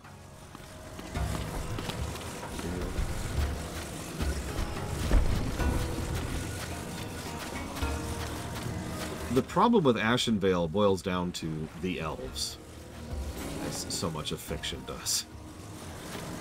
I'm not saying you couldn't trade with Ashenvale. I'm saying that there's some pretty specific requirements that would have to exist for that to be a thing. And what they'd be willing to trade would certainly be very debatable. Having said all that, I do think that getting some game from Ashenvale would be the kind of thing Orgrimmar should have been able to negotiate. And in fact, were in the process of negotiating in canon until the Twilight Hammer decided to to sabotage the negotiations. So Darnassus is, it's pretty crap, I would say. It's total garbage, something like that. Used to be my capital city of choice on the Alliance for the only reason of the fact that nobody ever went there. So this is where I went to get away from other people. This is the North Ruins, right? Yep, okay.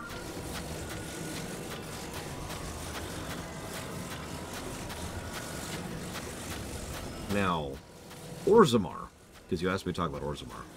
Orzammar is fascinating, because Orzammar is kind of the Coruscant of Dragon Age, isn't it? Not to the same extent, to the same severity, but it really is the same general concept. Orzammar is a place that honestly should probably have died out years ago.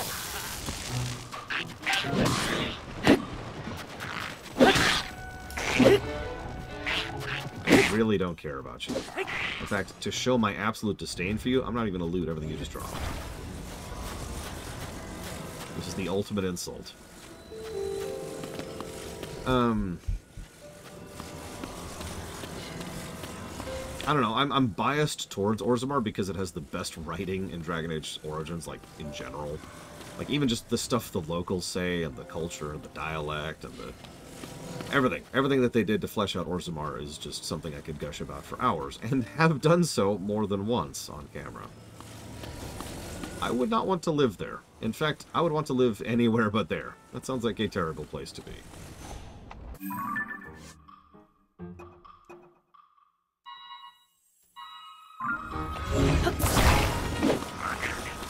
Guys, could you kill this thing on my back, please? Got a monkey in my back here. Let's discuss what... Oh my god. Let's discuss what killing means, shall we?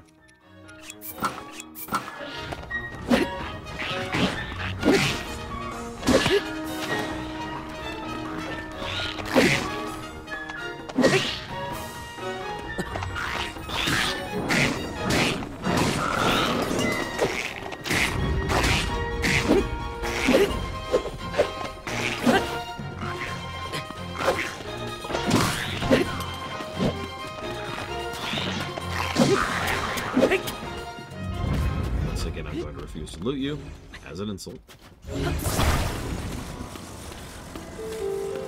Undercity is probably one of the objectively worst cities in WoW. I get what they were going for, and it certainly could be considered to be defensible, but, like, honestly, no. That's just big no on that.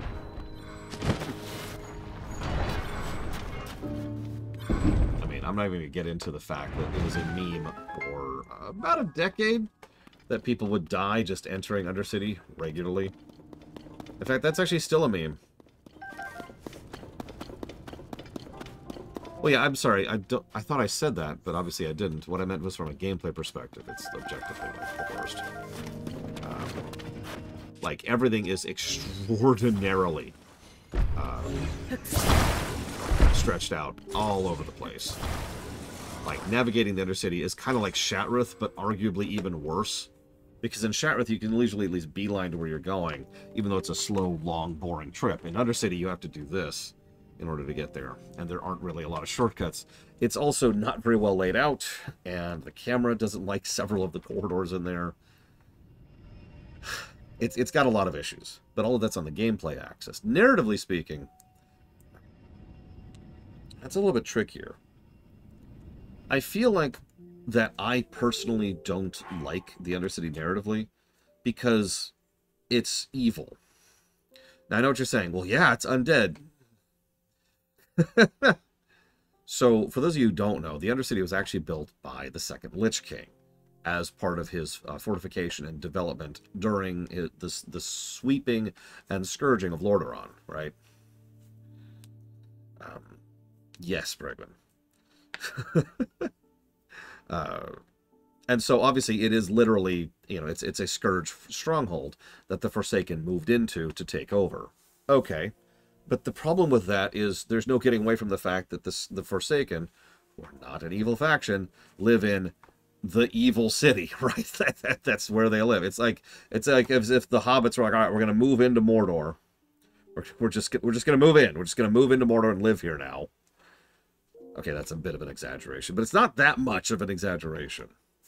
This is a race of victims and people who are still trying to struggle with things such as identity and existential threats and depression and all kinds of other horrible stuff they're dealing with because they're undead against their will, and like their free will was reattached to them after the fact, and now it's just like getting off topic.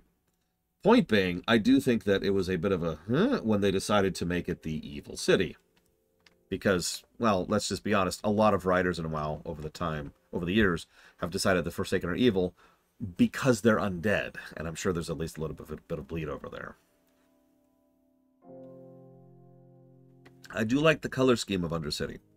Purples and greens has always been a color combo I've enjoyed.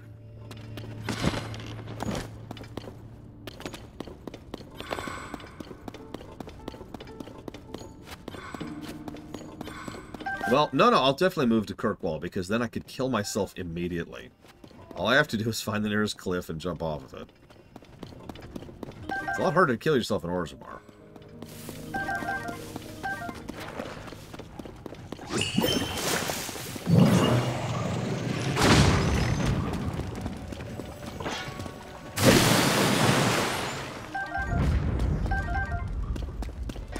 I don't know if I said hi. Hi, Evo.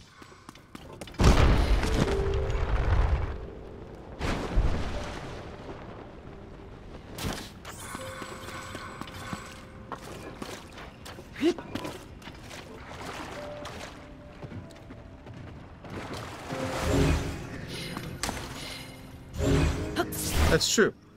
But, I don't know, maybe I'm weird. The thought of exploding in lava does not sound very appealing to me.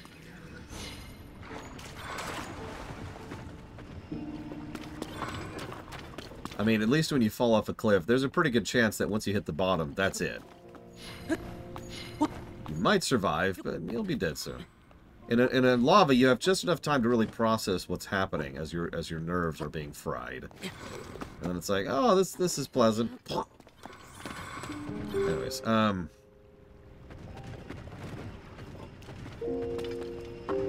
that's true, Paddington. that body clock, that's true.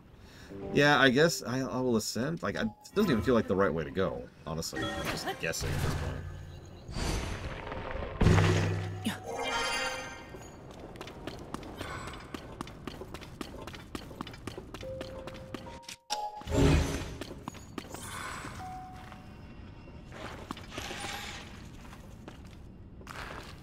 Okay, it's not the middle.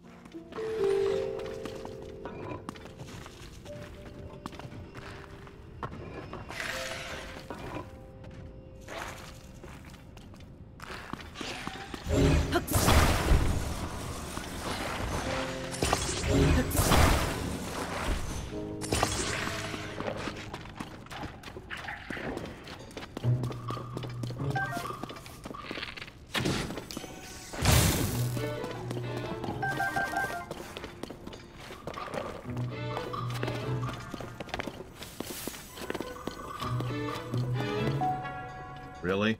You know the other thing that's nice about Tulin and makes him objectively better than everyone else? He's so small that he fits in tight corridors. He's one of the only spirits who actually fits in tight corridors. Or maybe that's just the nature of how he's programmed. I don't know, but I've noticed this a lot. He's almost always out, and the others aren't always. And sometimes I have to run around to get access to Yunobo or Riju. Because, like, where's Riju, right? This is a nice big open space. Where's Riju? There she is.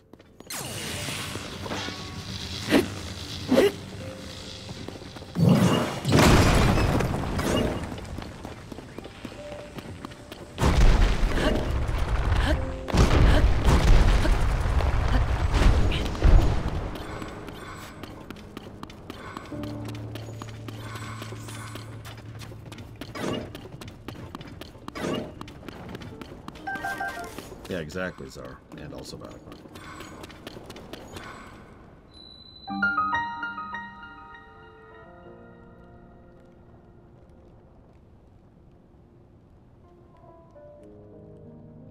Interesting.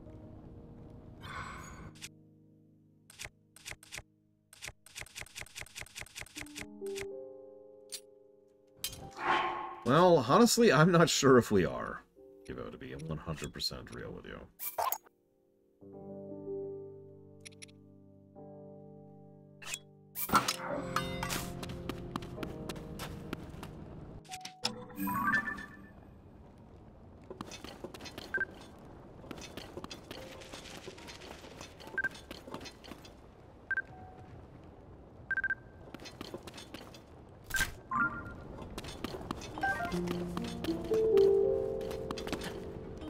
Text can wait. We gotta loot first.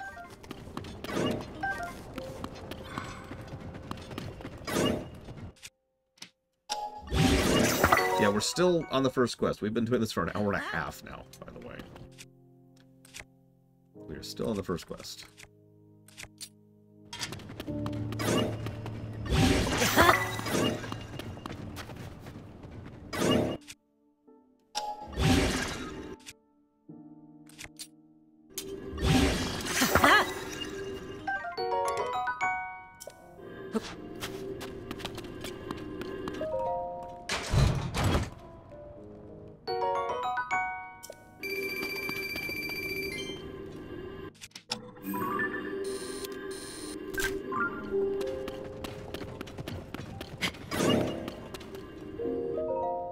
Long ago, a monstrosity of the sands attacked Gerudo Town. Its war cry rang out over the dunes like a raging demon. We 7 heroines of the Gerudo, the most stalwart chosen Vi, surged forth to engage it. Yet this monstrosity tossed us about like tumbling weeds. We feared that the proud Gerudo would be extinguished. And then a hero appeared from afar. He marshaled the 7 heroines, counseling us to combine our strengths. The strength upon strength of we 7 routed the monstrosity. We named our benefactor the guiding light of Gerudo. Yet though we had not but the highest praise for him, he was refused entry into Gerudo Town. 'Twas Gerudo law that all those like him were barred. Our hollow our gratitude and praise must have rung in this hero's ears. Thus was the link between his people and the Gerudo severed. Though we never bequeathed it to him, the gift into which our feelings are bound is enshrined in this sanctuary.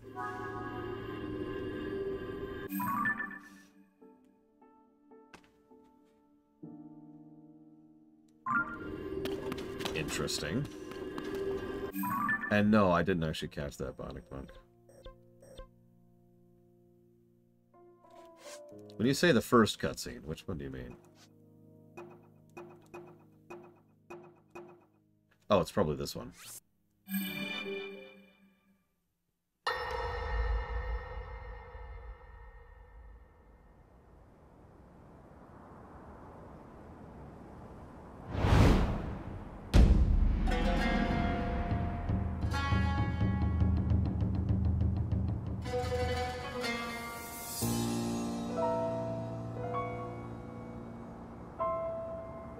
Hyrule will bow down before me.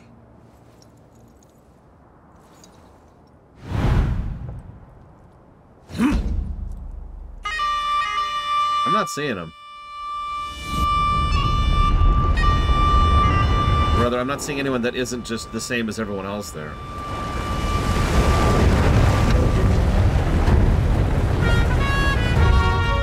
Molduga are approaching our position! It's more than we thought! I'll believe you.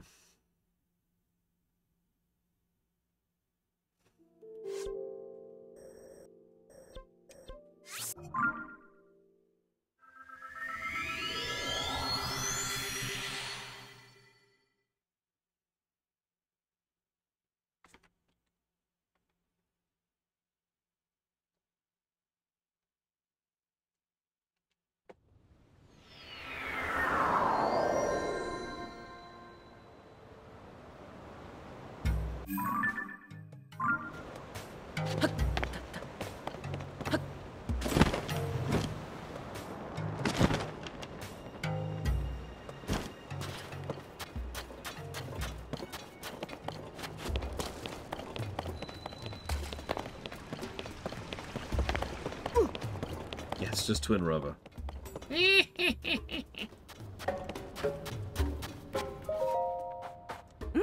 What happened to the big orb?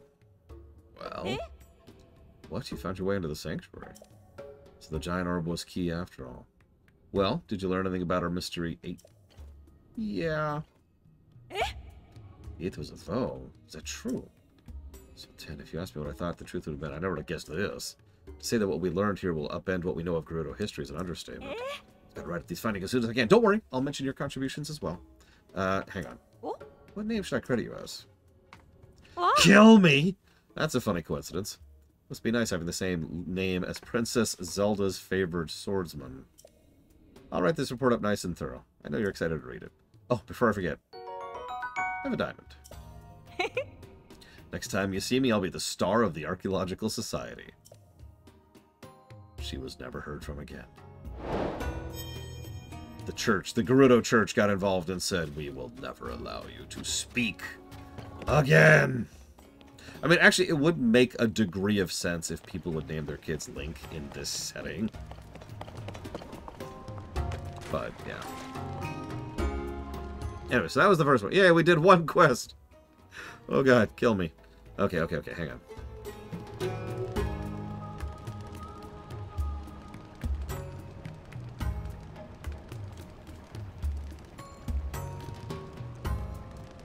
One, 2, 3, 4, 5, 6, 7, 8, 9, 10, 11 quests. And then we have to go do minigames. There it is. Kind of just blind today.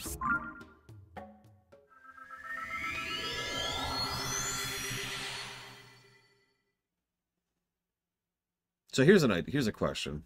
What's the worst city in WoW purely from a story perspective? Because we know the worst gameplay-wise. That's pretty easy to quantify.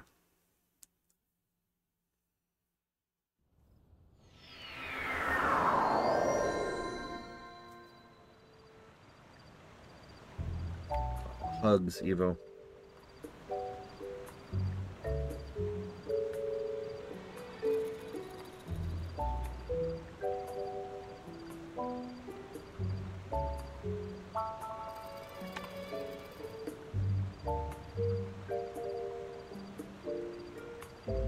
Pumpkin farm.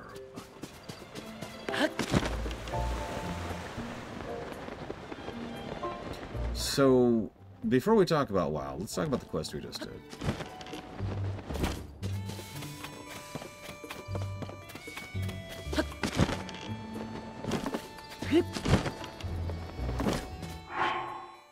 Is it me? Like, am I the problem here? Because I'm ultimately kind of disappointed by that quest. But I can explain why very, very fundamentally. It's because it's all build-up and no payoff. You spend the time walking around, putting things together, getting the things, find out about the 7th, find out about the 8th, find out who the 8th was. Cool. End quest. Like, I was kind of getting into it, to be totally honest with you. And yeah, I kind of called the fact that the 8th was a guy. That it was a Vo. And I was like, ooh, you know. And my first question in my back of my head was, where are they going with that? And the answer was, nowhere. And it was just, oh, okay.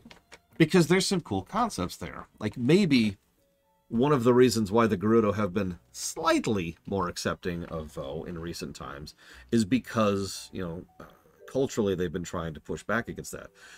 Or maybe they've been trying to disallow those as laws. They still keep them as traditions, but they're no longer, like, writ laws or, I don't know, something. Yeah, what if this changed Gerudo culture? What if this actually led to a shift? What if this led to some people trying to push for change and some people trying to push against change? What if some of the kids who, and this is true in the game, a lot of the Gerudo children are a lot more comfortable, casual around us than most of the adults are. So what if, like, the younger generation is just like, you know, yeah, this sounds great. They're guys, cool. That works, because they haven't gotten there yet, and the adults are the ones who have been raised from, basically from birth, to think of all men as the enemy, and it's like, And you get it, right? There could be a lot of directions they could take this sort of a thing. And instead it just stopped.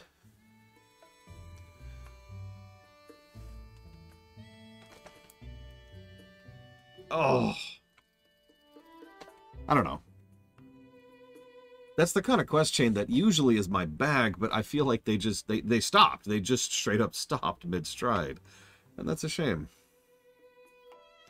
And yeah, maybe because archaeology is such an overwhelming theme of this whole game, which I do like, by the way. That's true. That's true. Bionic Punk is true. Hudson's kid grew up in a town with lots of mixed races, lots of mixed species.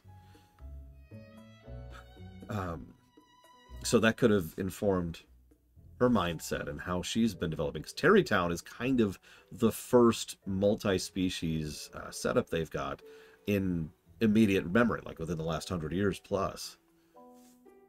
That could have been a thing they leaned into with that, you know? I don't know. Food for thought. Yeah, I think this is not a negative. I just think it's just kind of a shame. I think it's a shame. Sorry. Food for thought.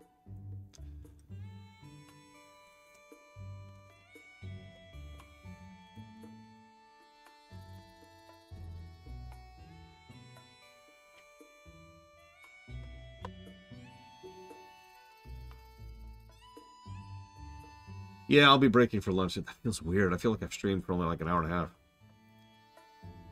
Game! Peking! Peking! Look, I can't make a bell sound. You're going to have to make do. Use the theater of the mind.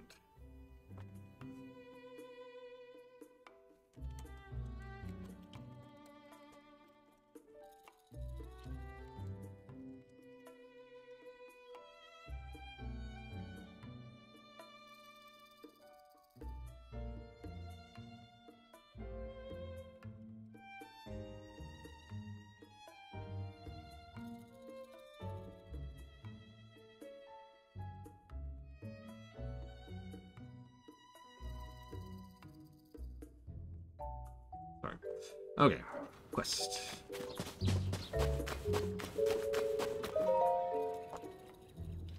Oh, Hi there. Still owe you after the mayoral election. I'm gonna let you in on a little secret. I like strangling puppies when they're still begging me for love and attention, and I just torture them to death. Oh, sorry, what? I've been doing some research towards a test run of veggies using CC brand style. Two of us worked hard raising them. They're almost ready for harvest. But then a pack of monsters came and trashed the field, so the whole crop is ruined. The two of us aren't tough enough in a scrap to send those monsters packing. We need a bodyguard. Sorry, Blitzer. I was actually typing up my notes. Oh. Unfortunately, and I know Ross and Dean Badine will both hate me for this, but I had to give 2 more pluses to story. I'm sorry. Oh. Based on our... Okay, I'm sorry. I misread that. What he says is, based on our stakeouts, the monsters come late at night and go back when the sun rises. That's not what I actually read. What I read was, based on our skeletons, the monsters come late at night and go back when they came from.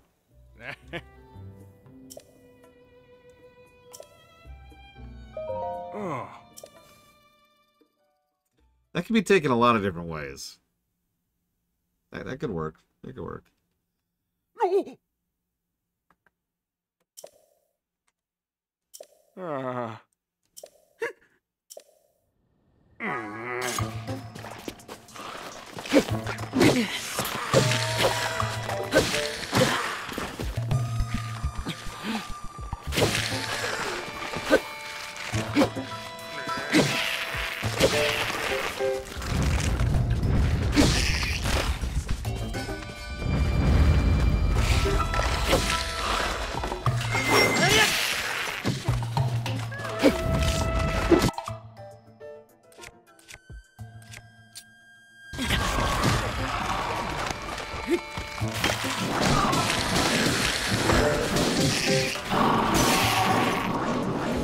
I call this the spin to win strategy.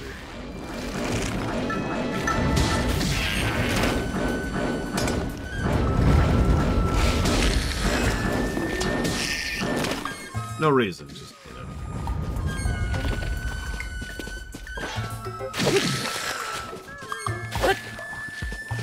Yeah, there's the second weapon break.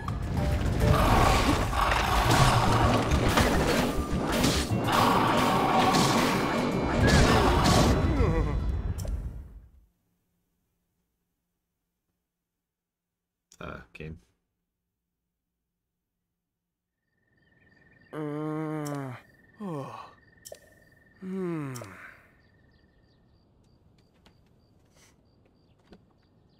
It's an actual escort. The dialogue I skipped over earlier said, I hope you don't mind if I end up retreating if it gets too hard for me.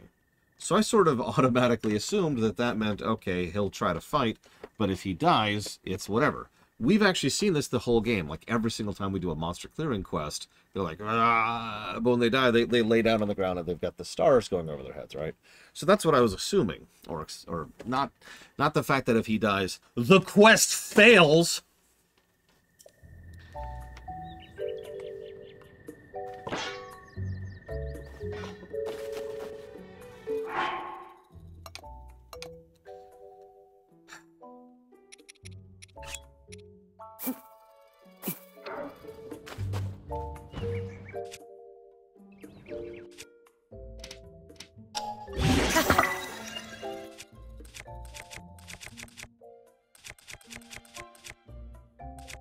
There it is. Take 2. Oh.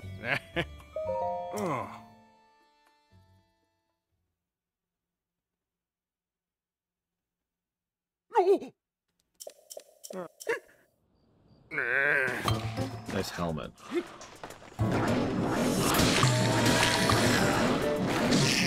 Yeah, that's part of why I was just screwing around, too, because I figured this was a no-threat thing. Like, these are level 1 nothing burgers, right?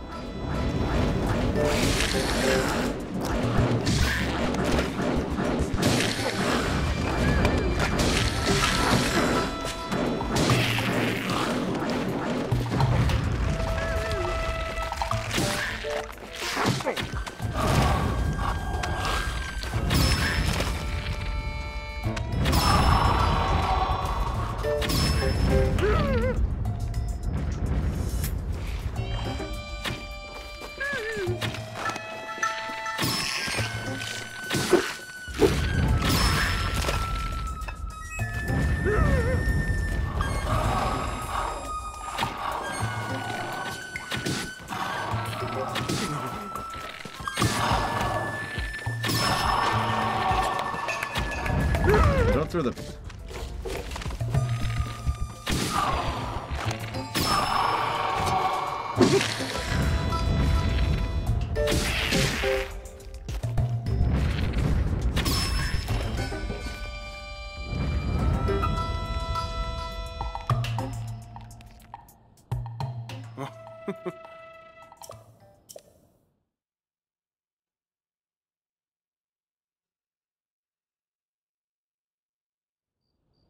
No!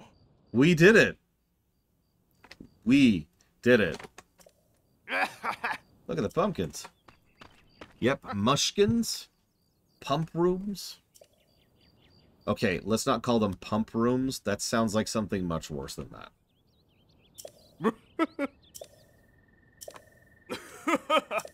Yeah.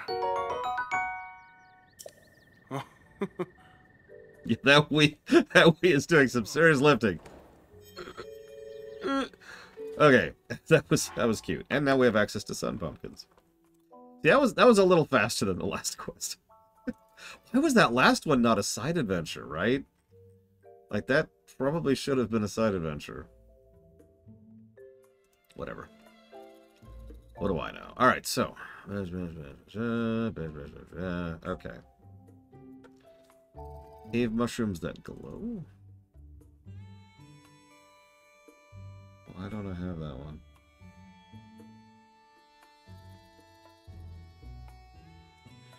Oh, okay. Cave mushrooms that glow. Possibly?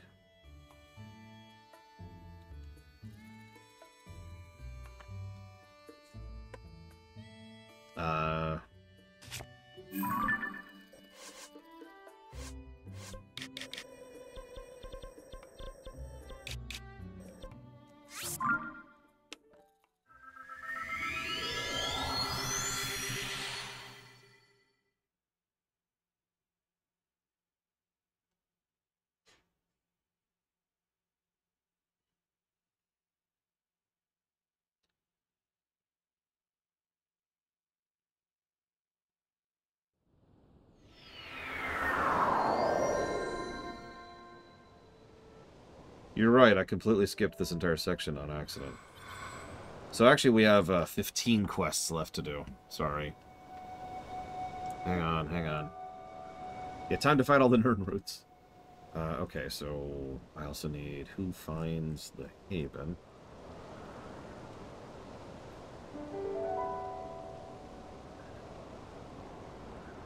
There it is. And then the Duchess who disappeared. The case of the missing Duchess. I've given up on the idea of finishing today. To be quite honest with you, Playterfall, I've given up. I've walked away from it. It's okay. You accept it. You embrace the loss, right? I talk so much about you have to accept loss in life. I have accepted loss. Okay. There we go. Got those.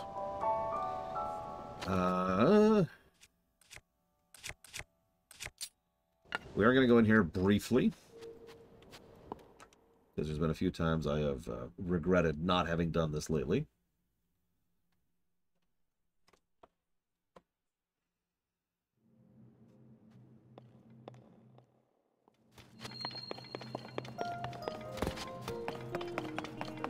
Yeah, we stumbled into this particular shrine very early, and I think that was just pure some really good luck on our part, because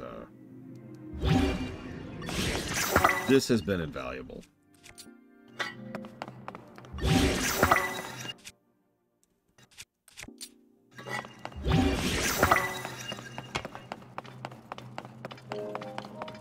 Listen, I am, as ever, your dancing monkey, Frieza.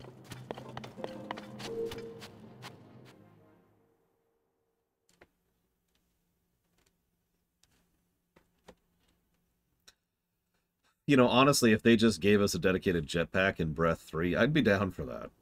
No joke. I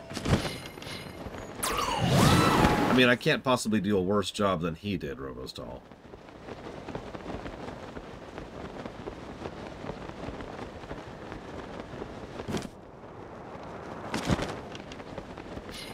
Oh, man.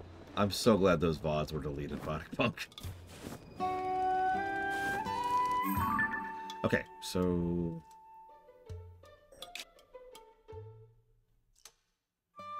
hang on.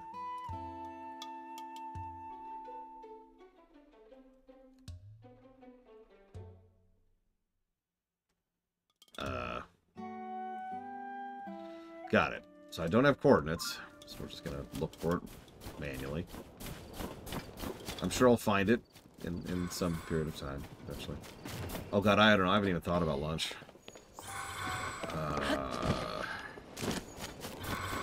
Like on a day like today, I'll probably just, you know, cook some ramen.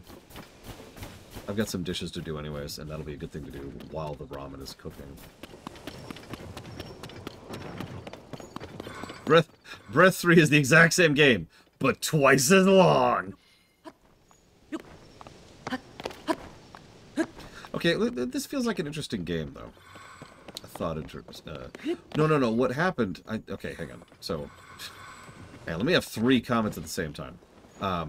So there's these really, really terrible cardboard ramen boxes, or like, bowls? Cups?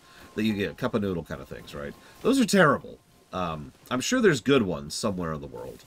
But the ones that I had made me sick to the point where I couldn't even stomach the thought of eating them ever again. It took until I went to an actual ramen restaurant, which was relatively recently, it was only like 8 years ago, that I finally discovered that there was such a thing as good ramen. So since then, we've been getting, you know, just ramen noodles, right? You just get a thing of noodles, and then throw it into the pot, let it boil, add whatever you feel like. Today I'll probably add some teriyaki, a little bit of the spice mix that my brother-in-law made, and maybe an egg. I could feel that. And I'm just going to let it sit there and boil for like 5-6 minutes. And then that'll be lunch. It's good stuff. I don't have it very often, because as absolutely bizarre as this is going to sound, that usually is too much cooking for how little time I have. Proper ramen broth. Now that is a good question. You may not have noticed that I didn't mention broth. That's because the broth I'm going to be making is functionally just going to be water plus ingredients. So I don't know is the answer to that. I do know a lot of people will just use straight up bone broth, beef bone broth. Okay. One moment.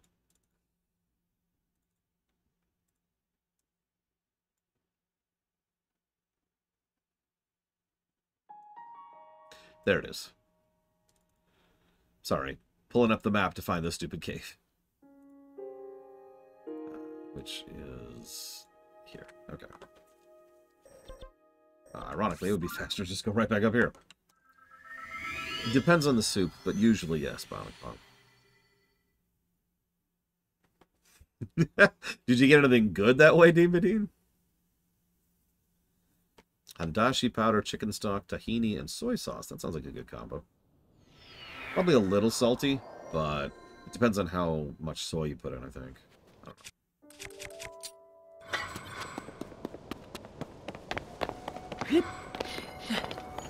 Don't mistake me, a little salt's good, but something I've slowly become more and more aware of the older I get is how much I don't like things being oversalted or oversalty.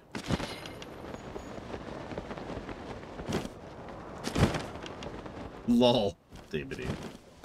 Did they not have pictures? I mean, I'm assuming they didn't. Where's the...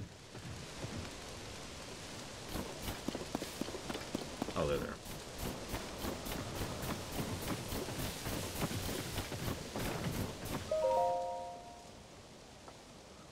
Matt, please, I can't do this. At least not with this cave. There's a lot of other caves opened by the people. Let's try another one. This one's surely full of creatures different from anything we know, and I was already itching to go home. Ah! Come on, little sis, you can do it. I mean, we traveled all this way. You need to gather those bright caps, at least. That's what we came for. You can find them only in caves. We made it here safe and sound. I can't bear to leave until I got 10 of them. Go by yourself, Matt. Wait, what? No, we have to go together. That aroma, that soft light. Could you have some bright caps? Yeah, I got like 100. Here you go. Ah! Thank you. I don't expect them for nothing, so here. Have some tomato mushroom stew. You're a lifesaver. Now I don't need to go into that awful cave, but I have to say it's amazing you collected so many bright caps. I mean, they're only found in caves like this. Yeah, I've been playing this game for like 130 hours. Oh. Yes, it is amazing. Oh, you love a good cave, don't you? And so do I. They can hold all kinds of wonderful things. Alluring things. Valuable things. Like the gems from ore deposits. Bright bloom seeds that illuminate dark places. And bright caps, of course. So, you know, if you had enough of these bright caps, maybe you could try, you know... that. You're not thinking about that, are you? And him? I'd never. Not that. Unless, you know, maybe. Right. We agree, I think. Sorry, I forget you heard about that. Sister secret. But if we ever meet again, it'd be fate, wouldn't it? Then we'd have to tell him. Nat, has this guy got your eye or what? Don't be ridiculous. I was just thanks for the bright cap. But we're scouting high and low for something in the Hebrew region. We searched most of the south, so we intend to do the north. If we meet again, we'll tell you our horrible, horrible secret. Oh. Please stop flirting with Link. Oh god, Dean Bedine. My mother actually bought into the MSG scare so hard that she refused to eat at any place that had MSG. And if she went to a place that, like, purported that they did not have MSG, and she had any kind of problem at all afterwards, she'd be like, ah, they lied, they had MSG.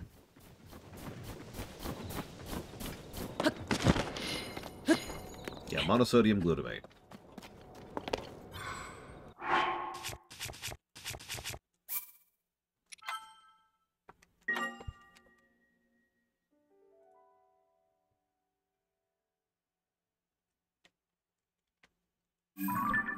Pharmacist, actually, act.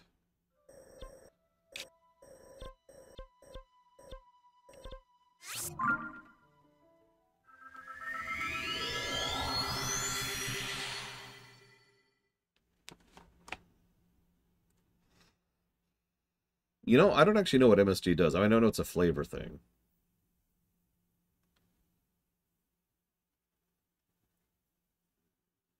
It was heavily exaggerated to be constantly in Chinese food as a bit of a racial tension thing.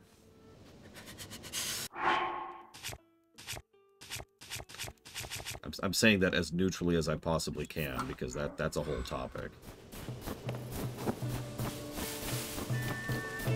I do know one person who actually has an honest-to-goodness MSG allergy.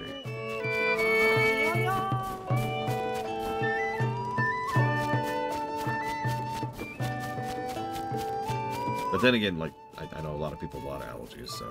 I hate this song. Oh, it's you. Here you are again. Oh, Nat, this must be fate! Stop it. We've got a real problem on our hands, given what happened to our tent. It's not the time to talk about that. You're right. Still, just when we found a cave that surely had a trove of mushrooms and more. Alright, so we found a cave at the bottom of the mountain, along this road for a bit. We pitched our tent there and then hurried back to the stable. Right, and by the time we got back to our tent, we found monsters inside. That's our tent, though. And that's why, despite our bumping into each other again, this is totally not the time to talk about that. We have to chase off the monsters. Okay. Yeah, exactly. Yeah, speaking as someone who eats at Chick-fil-A, I'm not a big fan of some of the policies that some of the higher-ups have, but... well... to also add on top of that, I could say that about virtually every major fast food chain that exists. So it's not like they have a... you know, a monopoly on that kind of thing, you know what I mean?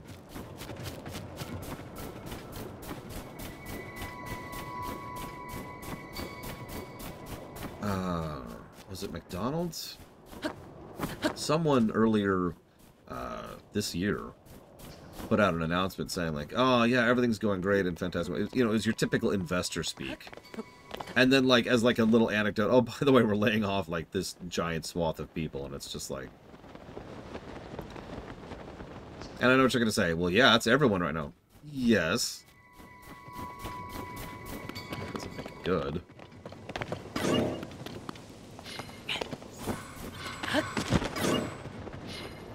Yeah, McDonald's and Wendy's are also doing the surge pricing thing, which super not in favor of. Like, that is more or less literally invented wealth. As in the concept of invented wealth, not like the generic phrase.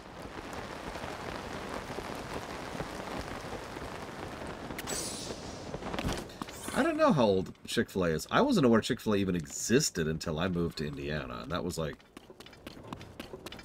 12 years ago now? Something like that? 13 years? I say I moved when my sister rescued me and got me into the hospital.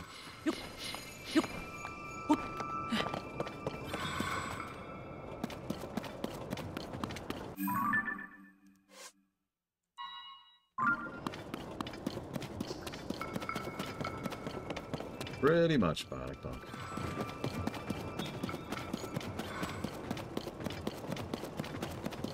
Hell, we've reached the point now where, like, delivery isn't even a feature of fast food chains because we have DoorDash and Uber Eats.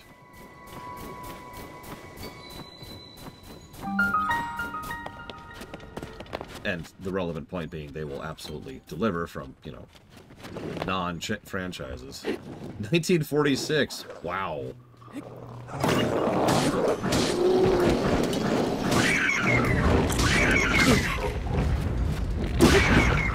That's actually kind of shocking. Now there's an odd question. So when was McDonald's founded? And Burger King and Wendy's, and you get it, right? Like, who's the oldest? Who actually predates everyone else? Because my awareness of them is kind of weird, but I'm sure, like, Burger King is not that young. Like, I'm sure it existed before I did, you know what I mean?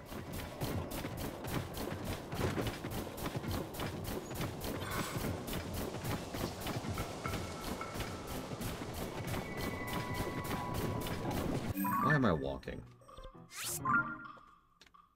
Okay, so McDonald's was 1920s. White Castle was 21. Jesus. Wow.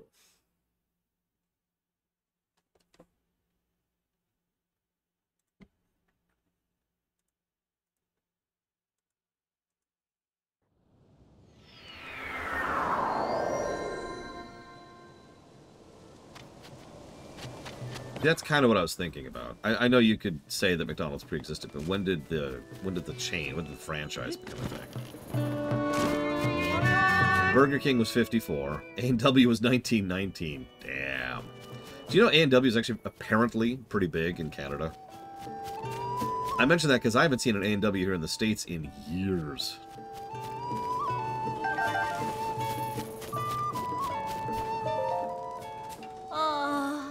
Sorry, we finally bumped into each other again, but it's no time to talk about that. Yeah, I killed all your monsters. What? Huh? A&W was known for their root beer, and you could get a big old root beer float, and it was really good. And of course, they had burgers and fries. It was your typical burger joint, but the root beer floats, that was the big thing. Eh? Ah! Amazing. So amazing and strong. What a relief. Most of what we packed for our journey is in the tent. Now we can continue to search for that. Oh! We owe you. Spicy steamed mushrooms. We're going to bring you into our secret quest to find that, as promised. We're on a hunt for a fabled place, a haven of mushrooms. We discovered a note in a field guide to mushrooms that hinted at something spectacular. It said, vapors drift over Sternita Basin near a pond in Hebra. At the source of the steam lies a bright mushroom haven. At the time, we didn't think much of it, just a little note left by someone in the margins. Then the upheaval happened and caves opened up, and we thought maybe, just maybe, we could find a haven of our own.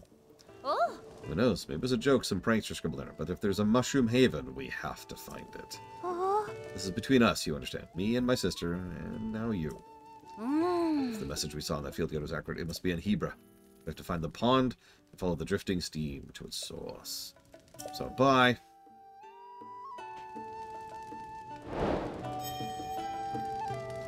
Gosh, I'm trying to think of the oldest, price thing I could think of.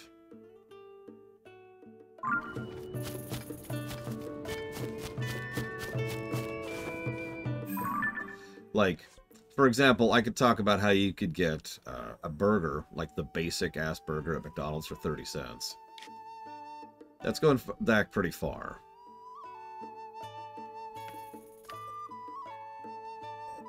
That would have been late 80s at that point.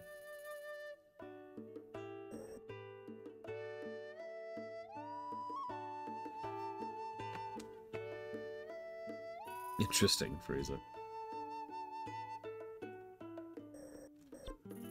Yeah, there's been a lot of... I don't want to go down that rabbit hole. There's been a lot of stock buybacks happening lately on a lot of the major chains. Like, even just, like, the big food chains. Not the, like, not McDonald's. I mean, like, Walmart and Albertsons, right? What is the price of gas right now? $4, I think? Something like that. I used to not even pay attention to the price of gas in terms of gallon. I used to just put in $20 and that would fill up my car.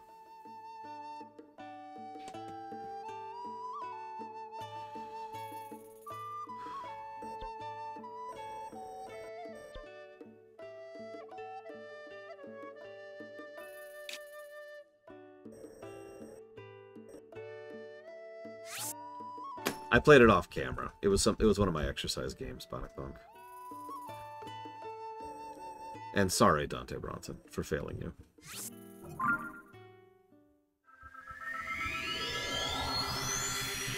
Yeah, $5 for a milkshake? That's ridiculous. I got a lot of those. I remember when you could get a whole box of 40 tacos for, I want to say it was $20 at Taco Bell. That isn't that long ago. That was 90s at that point. And of course, getting even more recently, I remember when the 5 for $5 at Arby's was actually 5 items for $5. And 5, like, decent items, not, you know, crap.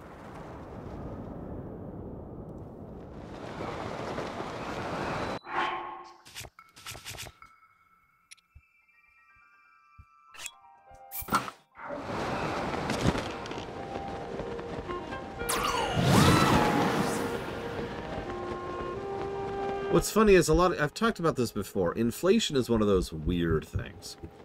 Yeah, Big Mac used to be $2 when I used to get them.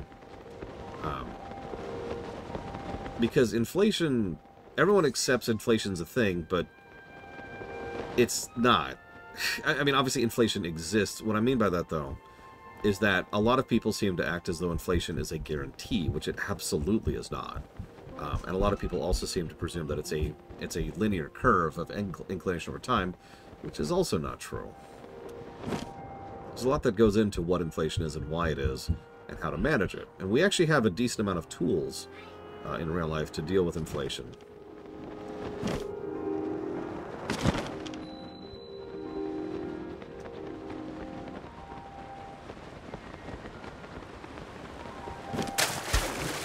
So, there is no nice way to say this. I don't mean this as a polemic statement. This is just a statement of fact. The reason inflation has been so bad here in the States is because of COVID. A fairly large number of companies in a fairly large number of fields, like different industries, decided to start raising prices a lot because they recognized that they could. The general idea was they realized that they could raise prices.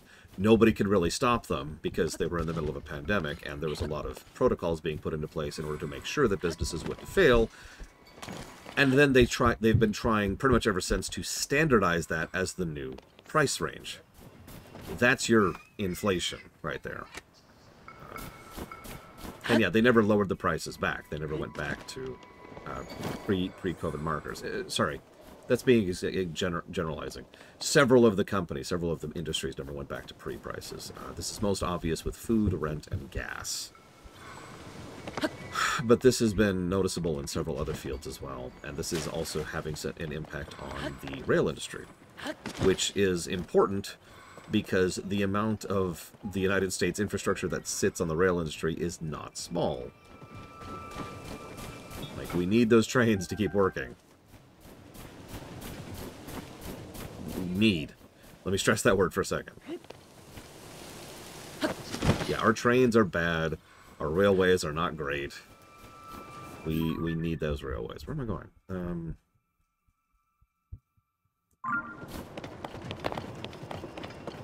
Yeah, trains are necessary to keep food functioning, to keep medical supplies functioning, to keep fuel for power supplies to keep functioning.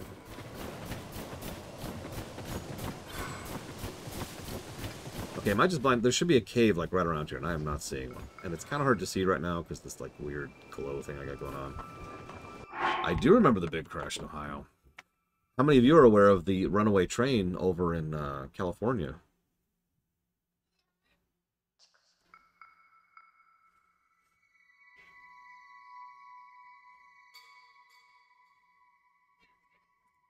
Because that was a problem, too.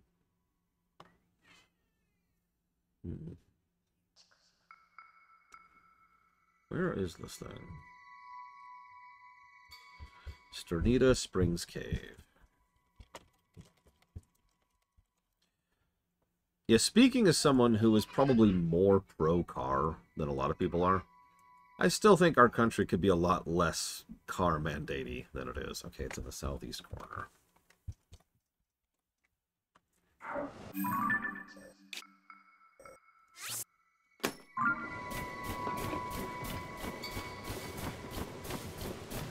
Like, I enjoy being able to go where I want to, when I want to, and how I want to, and more importantly, I love racing. But, yeah. We are definitely too car-centric. I was actually thinking about that literally on my drive back.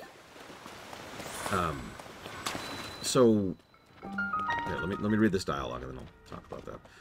Yeah, airline quality. Oh, let's not get into that one. Ooh. Hey, Megan, I know we're in the right place. No doubt about it. Ah. No doubt. It's got to be here. Drifting steam? A secret hot spring? Ah. This is the place. Except, not super bright, is it? Good point. Maybe it's not here, but that doesn't mean it's not close. Somewhere down here must be our shining mushroom haven. All we have to do now is find it.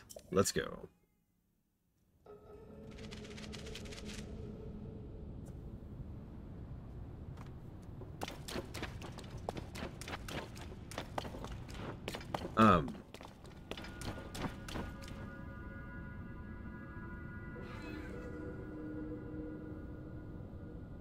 That is hilarious, Lord Harrimont. Go for it.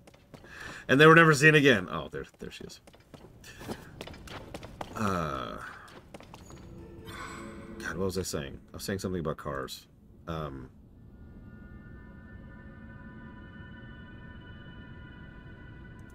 As I was driving back... It's a good game, Chrissy. It's a very... I mean, look at all these gameplay positives. Look at all that. The insurance company, when we had an issue with the roof, got back to us, and it pretty much had the whole situation dealt with in the space of, I don't know, maybe 3 days, right? It was treated as honestly it should be. There was a roof issue. Roof needed to be repaired. Chung, chung, chung. We're good, right? And that makes sense. A roof is, after all, something that's kind of a mandatory thing to live. The car place, as we've already talked about, took closer to 2 months to actually deal with everything. And a lot of that was on the insurance company side of things, who were slow as hell about dealing with it. And the argument that was made immediately as soon as I brought that, I'm curious how many of you just thought this in your head right now, was, well, yeah, you need a house, but you don't need a car. But you do need a car. It's kind of that mandatory thing all over again. Like, you actually do need to have a car to function and operate. And now, in our case, we got lucky, because my brother-in-law works from home. It's not hard to imagine if he didn't, you know?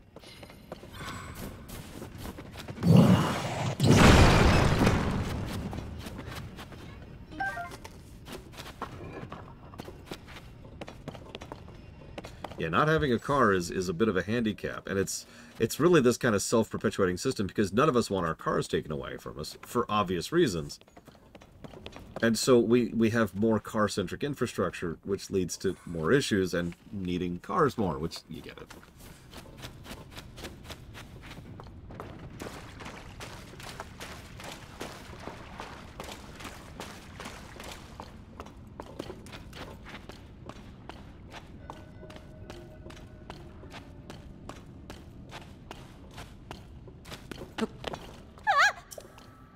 How did you follow me? You know what? I don't even care. Ooh. This is it. The bright mushroom haven from the field guide. How totally, completely amazing. The temperature and humidity are perfect for them to grow, and there's so many different types flourishing here. This truly is a haven for mushrooms. Everyone just has their thing in this thing, don't they? And it's wonderful as we thought. Definitely worth all the effort. It's just a shame we couldn't be the first to discover the place. I hate to say it, but as the person who found it, you earned the mushrooms here fair and square. That's okay. It's amazing enough to see it with our own eyes. As mushroom hunters, what more could you really ask for? What? Come on, don't just stand around and gawk. Let's go! Go where? Oh. Can't you hear them? Mushrooms. All over the world calling to us. Ah. Now that we've found the Mushroom Haven, I feel recharged and ready for another adventure. No time to waste. The world's filled with mushrooms and we gotta see them all. Bye! Thanks for everything. And like she said, take care.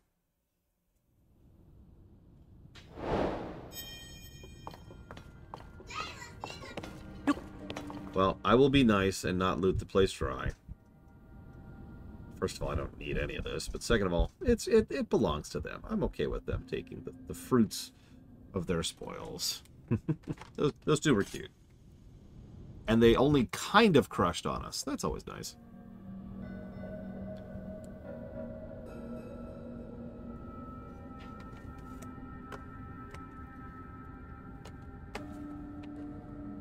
Sorry, I didn't mean to start a thing with the car thing. I was just chatting. I apologize. So,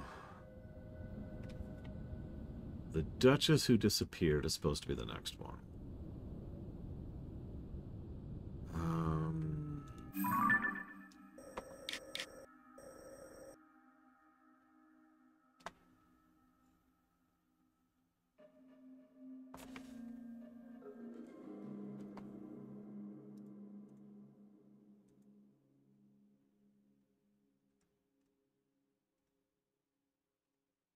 No, I saw it, Spartan.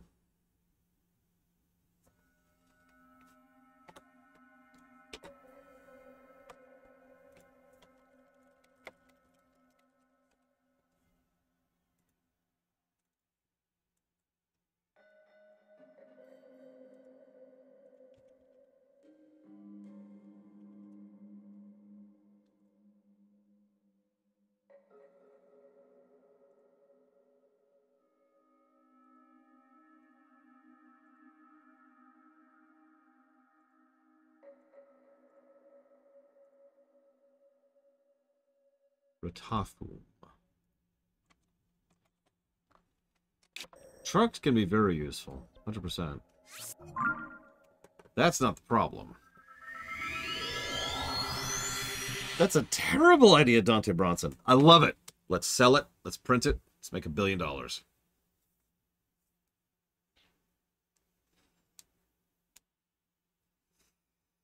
I mean, it is the Dissidia story, right?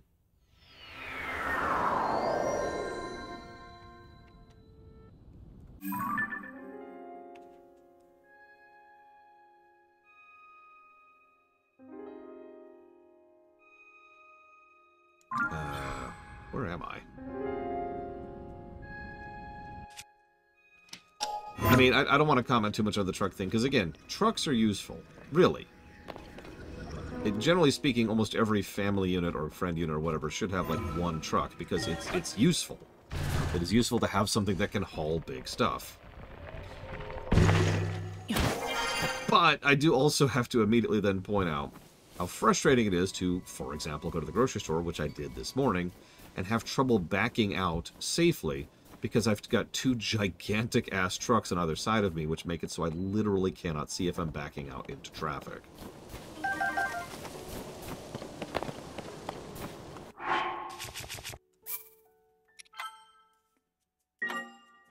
It's just... You know? Alright, I am going to go ahead and break for lunch.